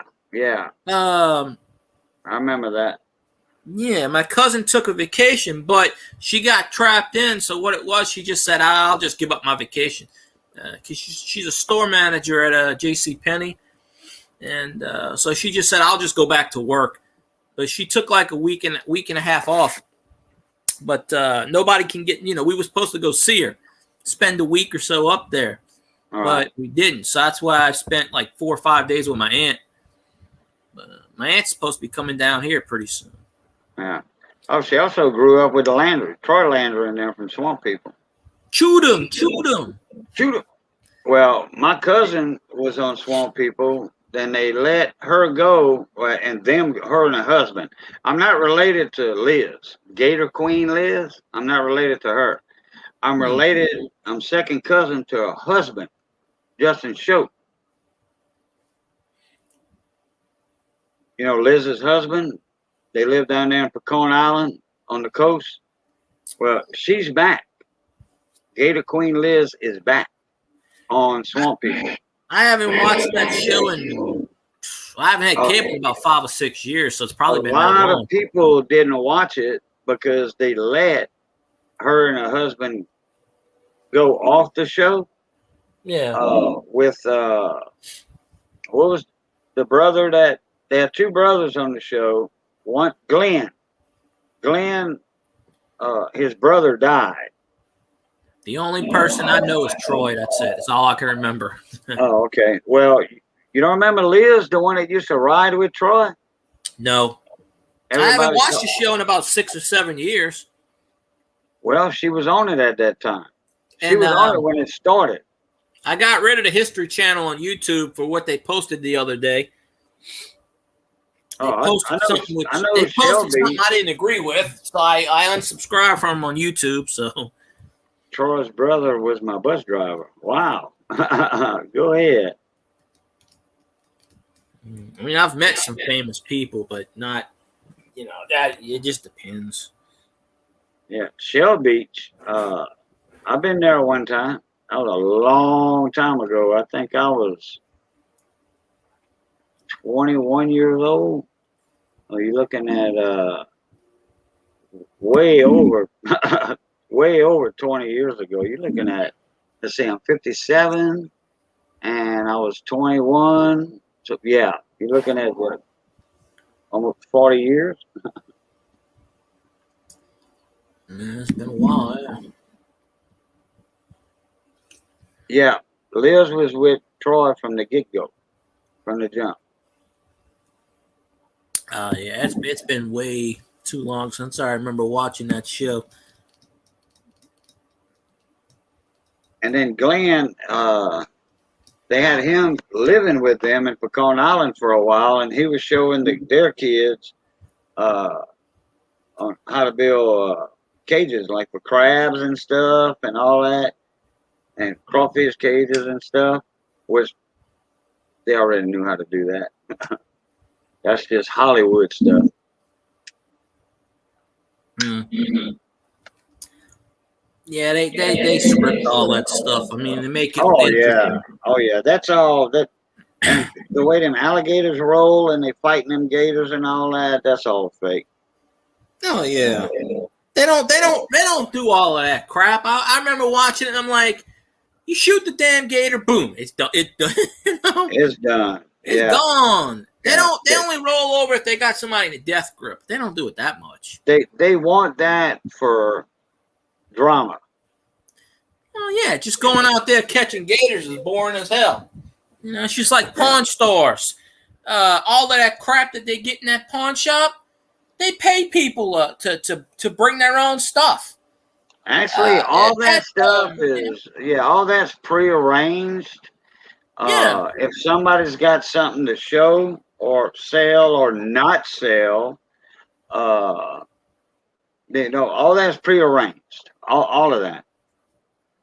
Well, there's a YouTuber, Pat the NES Punk, and he went on that show. They said, we'll give you $1 million because he's got the rare Nintendo games. They said, we'll give you $1 million. He even told me, he goes, I'm not going to sell my games to him. He goes, no, you don't have to sell them. We just want you to bring them in and say that you want to sell them. Right. Because you notice most of those people on that show don't sell anything. You think about it. Maybe 1 out of 10 people do. Some do. I don't know. A lot The don't. ones I did, they don't. Hey, you remember that Morgan dollar? Remember that episode with the Morgan dollar? I don't think I've seen that one. That was worth $100,000. This is the granddaddy of the Morgan dollars. Okay. And that was in that one episode, and I think he offered him $60,000 for it. And he was like, nope, you got to come up more.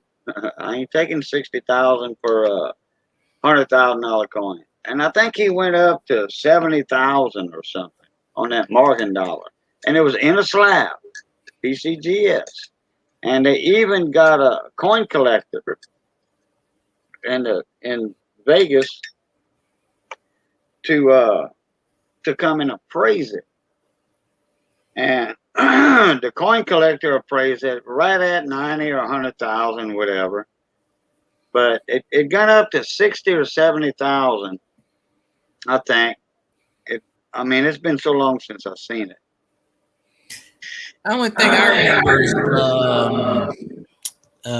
somebody brought in a bill with a 20 on one side and a 10 on the other side. And it was some kind of weird error. And I don't remember that. I don't remember that one. Yeah, they brought it in and they wanted something like $50,000 and they got it appraised. And the appraiser was like, it's not worth quite $50,000. I think he said it was worth like $3,000 or something like that because it wasn't in a grade. It was just in it didn't have a PGS or whatever it's called. It didn't have a grade. It was in some kind of protective sleeve, if I remember right. But it was a 20 on the front. I think it was a 10 on the back. They called it the $30 bill. Oh. They said it was one in a lifetime or something. And they were like, we'll give you X amount of, like, practically whatever the guy, I can't remember all the details, but I think it was worth, I think he wanted $50,000. The guy said it was worth maybe $10,000. And Rick's like, I'll give you $2,000 for it. The guy's like, nah, I'll just keep it for conversation purposes. Yeah. He goes, maybe one day my grandson will sell it and get more. I think I do remember that episode now. I think. Yeah. I'll have to look it up, but yeah, I think they called it the $30 bill. But most of the time I watch stuff, they never sell anything. Oh, I've seen a lot of them that they sell. Uh, I must have missed those, but that might have been before the old man died. Oh yeah, yeah. Because once Rick took it over, he don't buy anything. He lowballs him so much. I remember when they blamed Chumley for not making any money on stuff that he bought. You know, that they looked at everybody's tickets and they like, well, Chumley, you have the most tickets that are have not sold. You know, Well, he was you buying didn't make no stuff. profit. And he was like, yeah, but y'all gotta, Chumley said, yeah, but y'all gotta remember now. I mean, this was like 20 minutes of an episode. Yeah, but y'all gotta remember that y'all had me write up all those tickets. And I can go find them. That who made the deal, and y'all told me to go write them up. You know what I'm talking about? So all he did was, you know, they were like, oh, okay. All right, you're right, Chumley. We so we made a few bad deals, but you made a couple of bad deals, you know, but not as much as they did. Oh yeah. And then they had that girl come up on the show. I forgot her name, and Chumley would stay there at night with her because he wanted to. He liked her. You know what I mean? Yeah. I haven't watched that in a while either. Oh yeah, the death row, Nancy Barber. But what they doing on Swamp People, they making the alligator hunters agitate the gators when they come up. They, you know, jerk on them and all that. Because I hunted alligators, and let me tell you what, some of it is true. Some of it. Them gators will freak out, especially an old buck gator or mama gator. They will buck and bronk like that, but they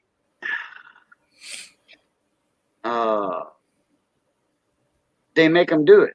They make them do it. They want that Hollywood drama. Well, otherwise it's completely boring. No one's gonna watch a show. Boom, one shot. Okay, let's put him in a boat. Right, correct. What's the excitement? Correct. You got to stretch out. Right. If it's a 45-minute or an hour show, you have to have 46 minutes or 44 minutes of content or whatever it is. So you got to stretch it out. Well, American Pickers, that was like what Nancy's talking about, stage 2, American Pickers with it's all stage. Mike Wolf and Frank Best, whatever his last name is. Oh yeah. Then they had that tattoo chick on there too. Yeah, that's she's the one that was making the deals and sending them everywhere. But that was all before the episode even started. You know, they make a lot of those videos and stuff. They'll go to 3 or 4 places in one day if they all close to each other. And then each day is an episode. Danielle, that's it. I would have thought of a name eventually. That's her name. They were down here on one episode. Really? A couple of years ago, they were down here for something, for some radio remote or something, and something. I think because they filmed an episode in New Orleans. Huh. I can't remember for what, but I remember watching it. Was it 101.1? Probably. It was for one of the radio stations. I can't remember which one, but they were interviewing them on the air. I mean, I don't listen to country, so it might have been that one though. I don't really know, but it might have been B97. It was probably B97, even though I don't really listen to that too much because they play nothing but rap half the time now. What about 92.3? That's in Laplace, huh? Yeah, that's alternative. That's got the weird music on there. Yeah, that's in Laplace. Oh, Yeah, 92.3. 92.3. They used to call it the Rock. Yeah, it's called ALT now. They play nothing but alternative, and I'm not talking about the alternative from the '90s. Okay. I'm talking about stuff that's like techno crap. Oh yeah, Then they got headbanging 104.1. techno. I know. They got But 104.1 The man, Spot, where I they used play to listen. anything. I used to listen to 92.3 in Baton Rouge when I was framing houses, and Back I'd in have the the day, that was a radio rock on station. radio. I'd have my radio locked onto that, and they had that. Guess what the sound is? Mm-hmm. You know. And one time it was like a clunk, like that. And what it was the lock on a porta potty. When you close the door and then you clunk the lock on a porta potty, Yeah. plastic outhouse, as we call them down here, and you clunk, somebody guessed it. And like, yep. And it was a construction worker that guessed it. Yep. That's how we knew about it. The prize, it went up like $10 every time somebody would miss a guess, and they do it like every hour, of every day. And they started it off at like $1,000 or $100, something like that. And it was I like vaguely remember. 2 or 3 months went by before somebody had finally guessed it. Mm. There's only 2 radio stations I listen to right now, sometimes 3. I listen to the 97.9, the Mississippi station, rock, and then I listen to Bayou 95.7, and then every once in a while I listen to 104.1 The Spot. Their logo is "We Play Anything," but it's mostly they play 80s music. That's mostly what they play is 80s music. Classic rock and pop, whatever. Bayou 95.7 plays up the 90s music, and they categorize Metallica as classic rock. And I'm like, are you freaking serious? Like, what? They play like the Foo Fighters, classic rock. And I'm like, they're still going. Huh? Pretty soon they're going to start doing the 2000s as classic rock. I'm like, they got a station in New Orleans. I think it's New Orleans or. Probably. I know all the radio stations. When I go down to Chauvin at David's camp, at David's house, I'm sorry, it's not a camp, it's a house. He lives there. Down by Cocodrie, we listen to a Cajun French station on the weekends over there. I forget the numbers of the call letters of the station, though. Probably like 80 or 90 or something. I don't know, but they play some good Cajun music. There's one of those going up to my aunt's or something. But, when I get to my aunt's, I pretty much keep it on Eagle 98.1, the Baton Rouge station. And I can get that station 3/4 of the way. And as soon as I get on 71, it starts to... I'm like, shit. So then I just pick up Alexandria station. It's 98.6 or something like that, or 99.6, and it's a rock station. Can't remember the number. And then I get that all the way through. I get to my aunt's. And then go the other way. I can get Eagle 98.1 almost to my house. 98.1, that's in Baton Rouge. Yeah, I can pick that up almost to my house. Yeah, in the car. I remember that one. Yeah, well, 98.1's with LSU. They play the LSU games on that one. Right. Right. And they have an AM station too, a sister station that's AM. You can pick the game up on.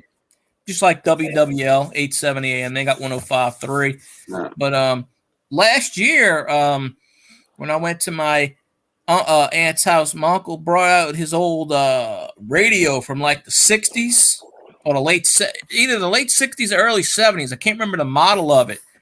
And he goes, "Here, listen to this." And it's old school, and he was tinkering with it because it was broken. He fixed it. And I can't remember the model or anything like that, but we listened to LSU games on it.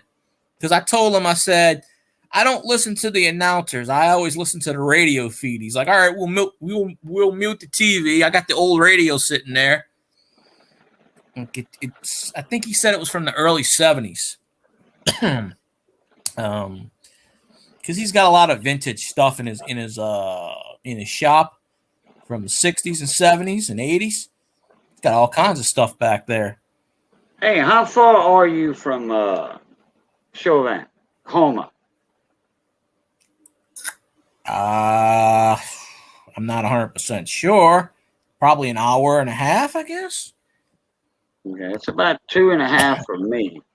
So I don't know. figured it was about an hour and a half for you, because I don't go to Houma. I don't go. I have to look it up.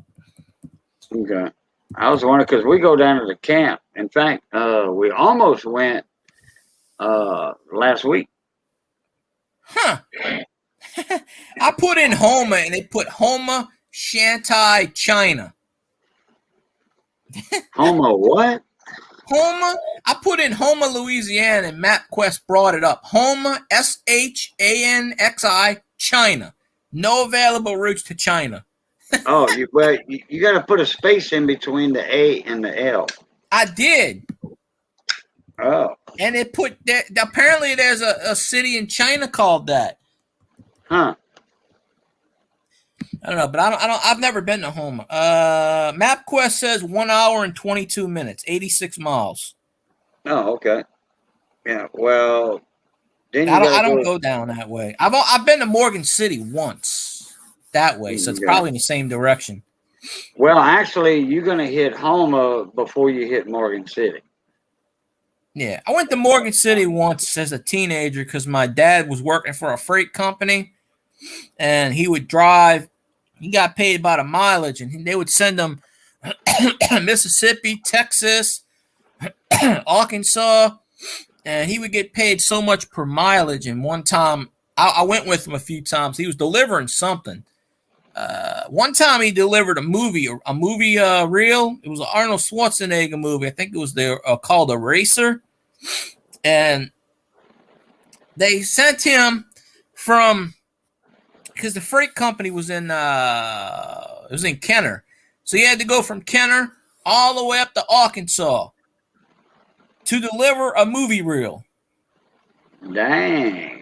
And he got paid something like, I think it was $6,000 plus whatever. And that was the only one because that was the only run he made that month. Dang. Because I remember I went with him, and it was to some movie theater, and he was like, "Here you go, we got the reel." And it was because I remember the movie was Eraser. It was that Vanessa Williams movie, Arnold Schwarzenegger, in the 90s, like 94, 95. And it was like I want to say 7-hour drive. I have to look that up. Arnold Schwarzenegger and Vanessa Williams. Yeah, I think the movie was called Eraser. Huh. I think where he was working for the CIA, they were trying to erase him, assassinate, or something like that. I want to say it was like 94 or 95. I think I know the movie you're talking about. I think. Well, yeah, that's what we went up there for, just the reel. To drive it from Kenner to, I forget, right past the state line of Arkansas. And it was like, because I know from where I'm at to Ruston is almost 6 hours, and we had to go past that.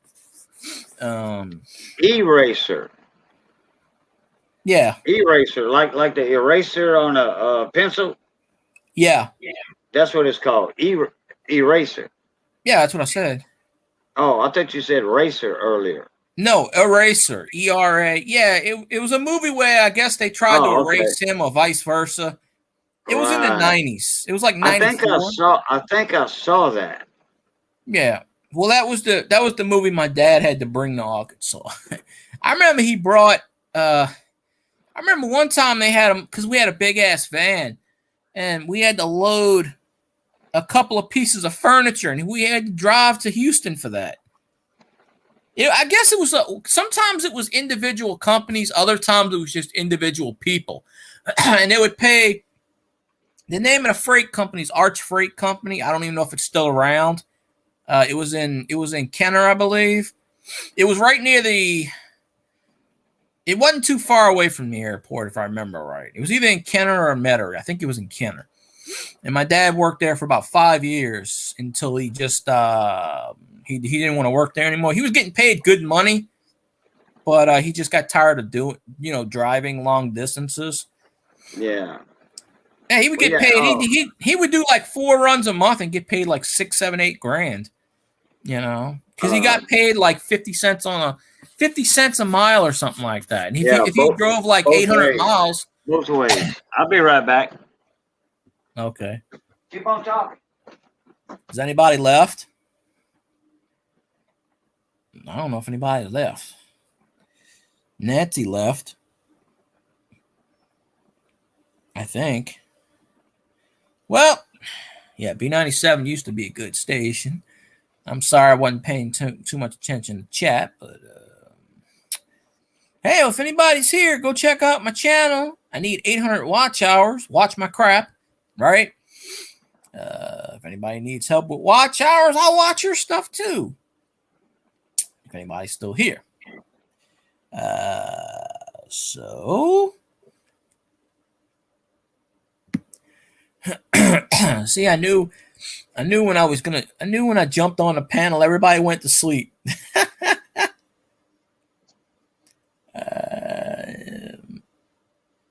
Paula Blum actually said early on, way up there, someone had a fan running. So you see, it was StreamYards. It wasn't my fan. See, I think StreamYards is just messing up. It's being a little crazy. I need some foods. I'm gonna raid the refrigerator. I'm gonna see what's in the fridge. As long as there ain't no Pop-Tarts. I mean, I could eat those, but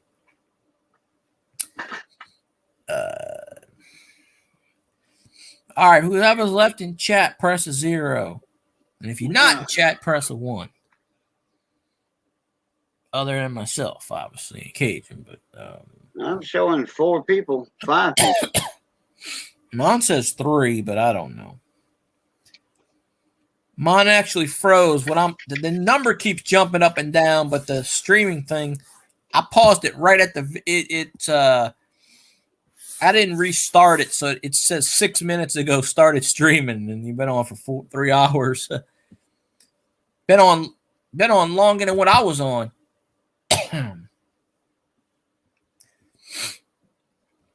So yes, the people they speak, they say hello.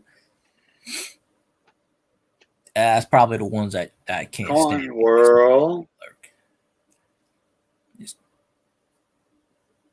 Coin World's in the house.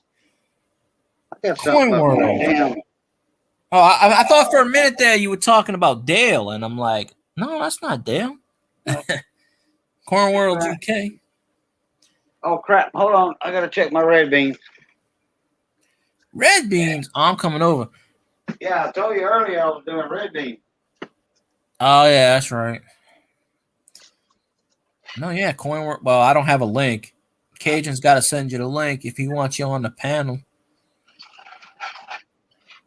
Cajun, it is KK.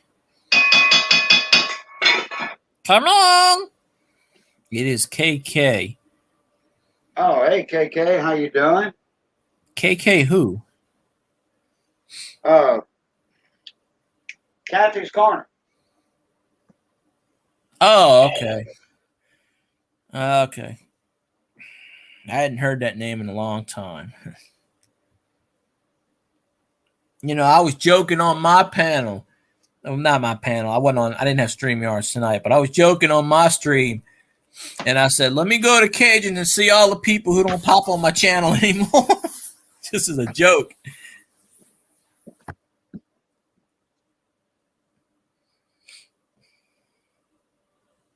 But Cajun's got to drop the link because I don't have the link.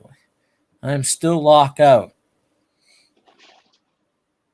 What are you locked out about? The panel? StreamYards? Okay, I'm back. Oh, wait. God dog it. Well, you were back, but that's Well, okay.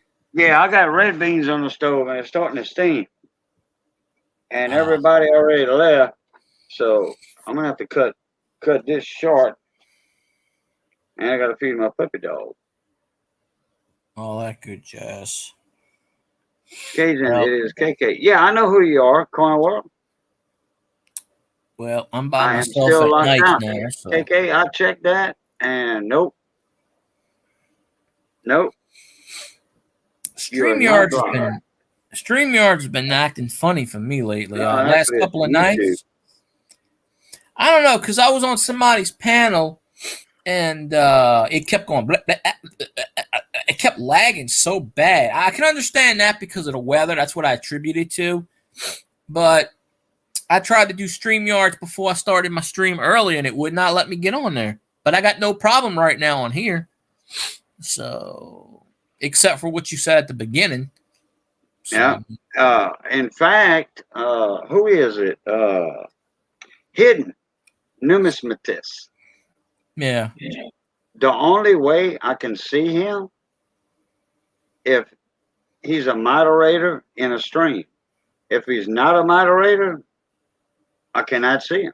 I have that same not problem. having blocked. I have that same. I asked my moderators. Yeah. Hey, do y'all have hidden numismatist block? They call it. YouTube calls it shadow blocking. Shadow banning. Yeah. Shadow ban. Okay. Uh-huh. Nope. Yeah, I have that problem with Fire Cajun. You know Fire Cajun?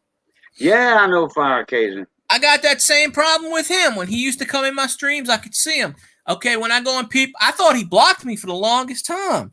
I haven't seen him in a long time. Yeah, I think he stopped doing YouTube. I think he finally quit or something. But I had that problem with him.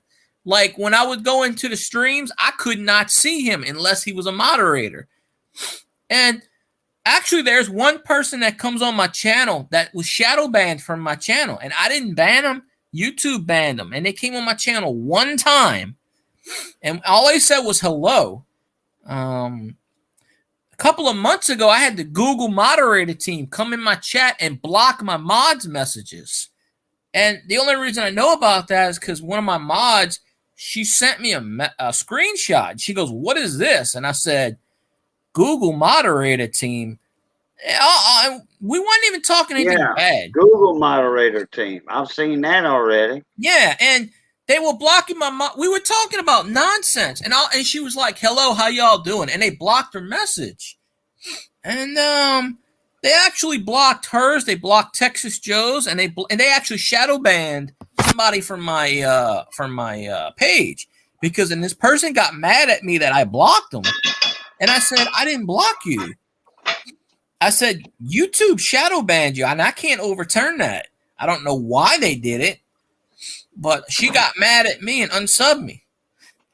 But yeah, Steph sent me a screenshot. Google moderator team. I said, "What the hell is this?"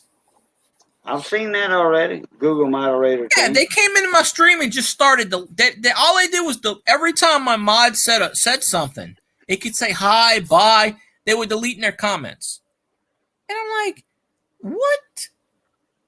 Because they thought I was doing it. Now I didn't even know. I couldn't even see it on my side. I couldn't see a thing, but everyone else saw it. But I didn't even know they were in the stream. And I sent them an email, and of course, nothing happened. You know, I guess somebody reported me or something, and they just came in the stream. I don't know what it was. Right. But this was like 4 or 5 months ago. It was a one-time thing. Never seen them since. Well, it's been about 8 months. I want to say 8 months for hidden. And he's hidden. And I have no idea. Usually, from what I read, a shadow ban lasts an entire year. That's what I've heard. He didn't even know that he was talking to me in my stream. Yeah. Or somebody else's stream. And I says, "Well, I don't see hidden. Where is he at?" And they say, He's right there. Look up 2 comments. And I'm like, I don't see him. And then they made him a moderator, give him a wrench, and boom, he was up. Yeah, because they And he can't said, shadow you ban. got me blocked. I'm like, no, I don't. Hell no. I have no reason to block you. I have no reason to block anybody but a troll. You know what I'm talking about? A troll. You know, Yeah. bad news bears. Put it that way. There's 2 or 3 reasons why they shadow ban. If you make too many comments, I've heard if you thumbs down, if you thumbs down too many videos, they'll shadow ban you. Also, okay. Because they don't like if you go to everyone's channel and go. I'm not saying he did that, and then sometimes the algorithm just picks random people. Hi Ho Silver says they show up at Jeep and John a lot. What? The moderator team? Probably so. Yeah, I've seen them on. Yeah, matter of fact, I've seen the moderator team on, and I don't know why, because Jeep and John's got a clean channel. I don't even cuss on my channel. Well, like I said, when they came into mine that one night, I didn't even know they were there until Steph, one of my mods, she sent me a screenshot because I couldn't see him on my end. And we wasn't talking bad. We wasn't even swearing. We were just talking. I don't know what we were talking about. Maybe football, or maybe we were talking about, no, not football. We were talking about something. I don't know what it was. It wasn't offensive. We wasn't swearing, nothing. And every time it was her, Texas Joe, and someone else. They just kept deleting the part. Every time they said something, delete, delete, delete, delete. And I said, that's not me doing that. I actually thought it was a hacker or something doing that. Taking over Google moderator team. I said, what? I even made a comment. I said, what is this hacker? They probably show up at Jeep and John's because Amy's in there. That's what I'm guessing. Nobody knows what Google does. Google doesn't have to explain themselves. If they don't want to monetize you, they don't. If they don't, they come in your stream. If they want to screw your stream up, they do. Yeah, well, that's like Big T. They won't monetize him because of some of his videos, and he asks why, and he says, they won't give you a reason. Delete your videos that have certain content. Well, man, you know how many videos Big T has or had? I think because Big T said the word hobo so many times that YouTube took offense. That's what I think happened because he, when he sold his hobo nickels, it had to be because I even told Big T that, and that's what he thought. He goes, I'm not gonna delete all those videos that were hobo in it, and I know he started a second channel, but Mad Stacker got denied monetization for no reason, and they wouldn't tell him why, so he made another channel. He did everything right, and they just said, oh, well, something's offensive on your channel. Well, what? They don't exactly tell you what's wrong. They just, this is what we think is wrong. You said Mad Stacker? Mad Stacker, yeah. I know MADD. Yeah, Mad Stacker. Yeah, okay. So he made another channel called Maddest Stacker because they wouldn't monetize his first one. They never gave him a reason other than you might have something bad on your channel. Oh boy. So they won't. So you had to make a second one. His second channel's I think like at 700 right now, so it's getting close to monetization because he's already got the hours on there. But because he told me about that in one of my live streams, and I said, yeah, it doesn't surprise me. But he did everything the right way, and they told him no. It's just. But I told him, I said, if they didn't monetize you the first time, they're probably not going to do it the second time. They're going to find a reason. Big T's been trying to find out. They don't. That's the thing. They won't. They don't exactly because I looked it up. I went through the. If you go on Reddit or you go on these other forum posts, somebody posted a screenshot. When you send the result to them and they tell you the reason, no, they just say it could be 1 or 15 things, and they list all of these things that it could be, but they never exactly tell you what it is because they don't know. The algorithm picks up certain words and just says nope, nope, nope, nope, but they can't tell you what video, what it is.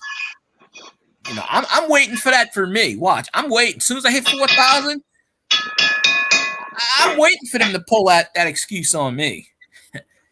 Well, I'll tell them what video. I mean, I need to know, where did you hear this from? Where exactly? If you can mark it off and you can pick up something from the algorithm, they have a record of it. They're just not going to tell you. they told me why they gave me a strike. Well, it was copyright. It's not a strike. It's just like, okay, you sharing your monetization with Sony, the Sony company, Sony Entertainment, because of that song. Well, look, hey guys, I gotta run. Phil guy, everybody in chat, I gotta run. My red beans are done. And I've been hungry since midnight. Oh, you could have ate something. I didn't mean to keep you on for all this time. Oh no, I don't like eating and being on live. I'd rather do like a crossword puzzle. Oh hell, I eat on my live streams. If I'm hungry, I'm hungry. I'm not gonna let people stop me from eating. So I hope check you out later, Coin World. Everybody else in chat, we'll catch y'all later. Do your outro, Phil Guy, then I'll do mine. I don't really have an outro other than watch my stuff. Okay, well, do it. All right, go to my channel, watch my stuff. All right, well, there we go. Put your link up. Yeah, I can't drop links anymore. Oh, okay. Google Chromebook did some kind of weird. I can do video. I can do videos. I can do individual videos. Yeah, if I try to drop a link, it'll show my screenshot of whatever I took, screenshot of a photo, or it'll show that. I got you. I'll put it in the description box tomorrow. Nah, it's all good. I only need like 800 watch hours. All right. As always, love, peace, crackling grease. Catch y'all. Pluto. All right, I'm out.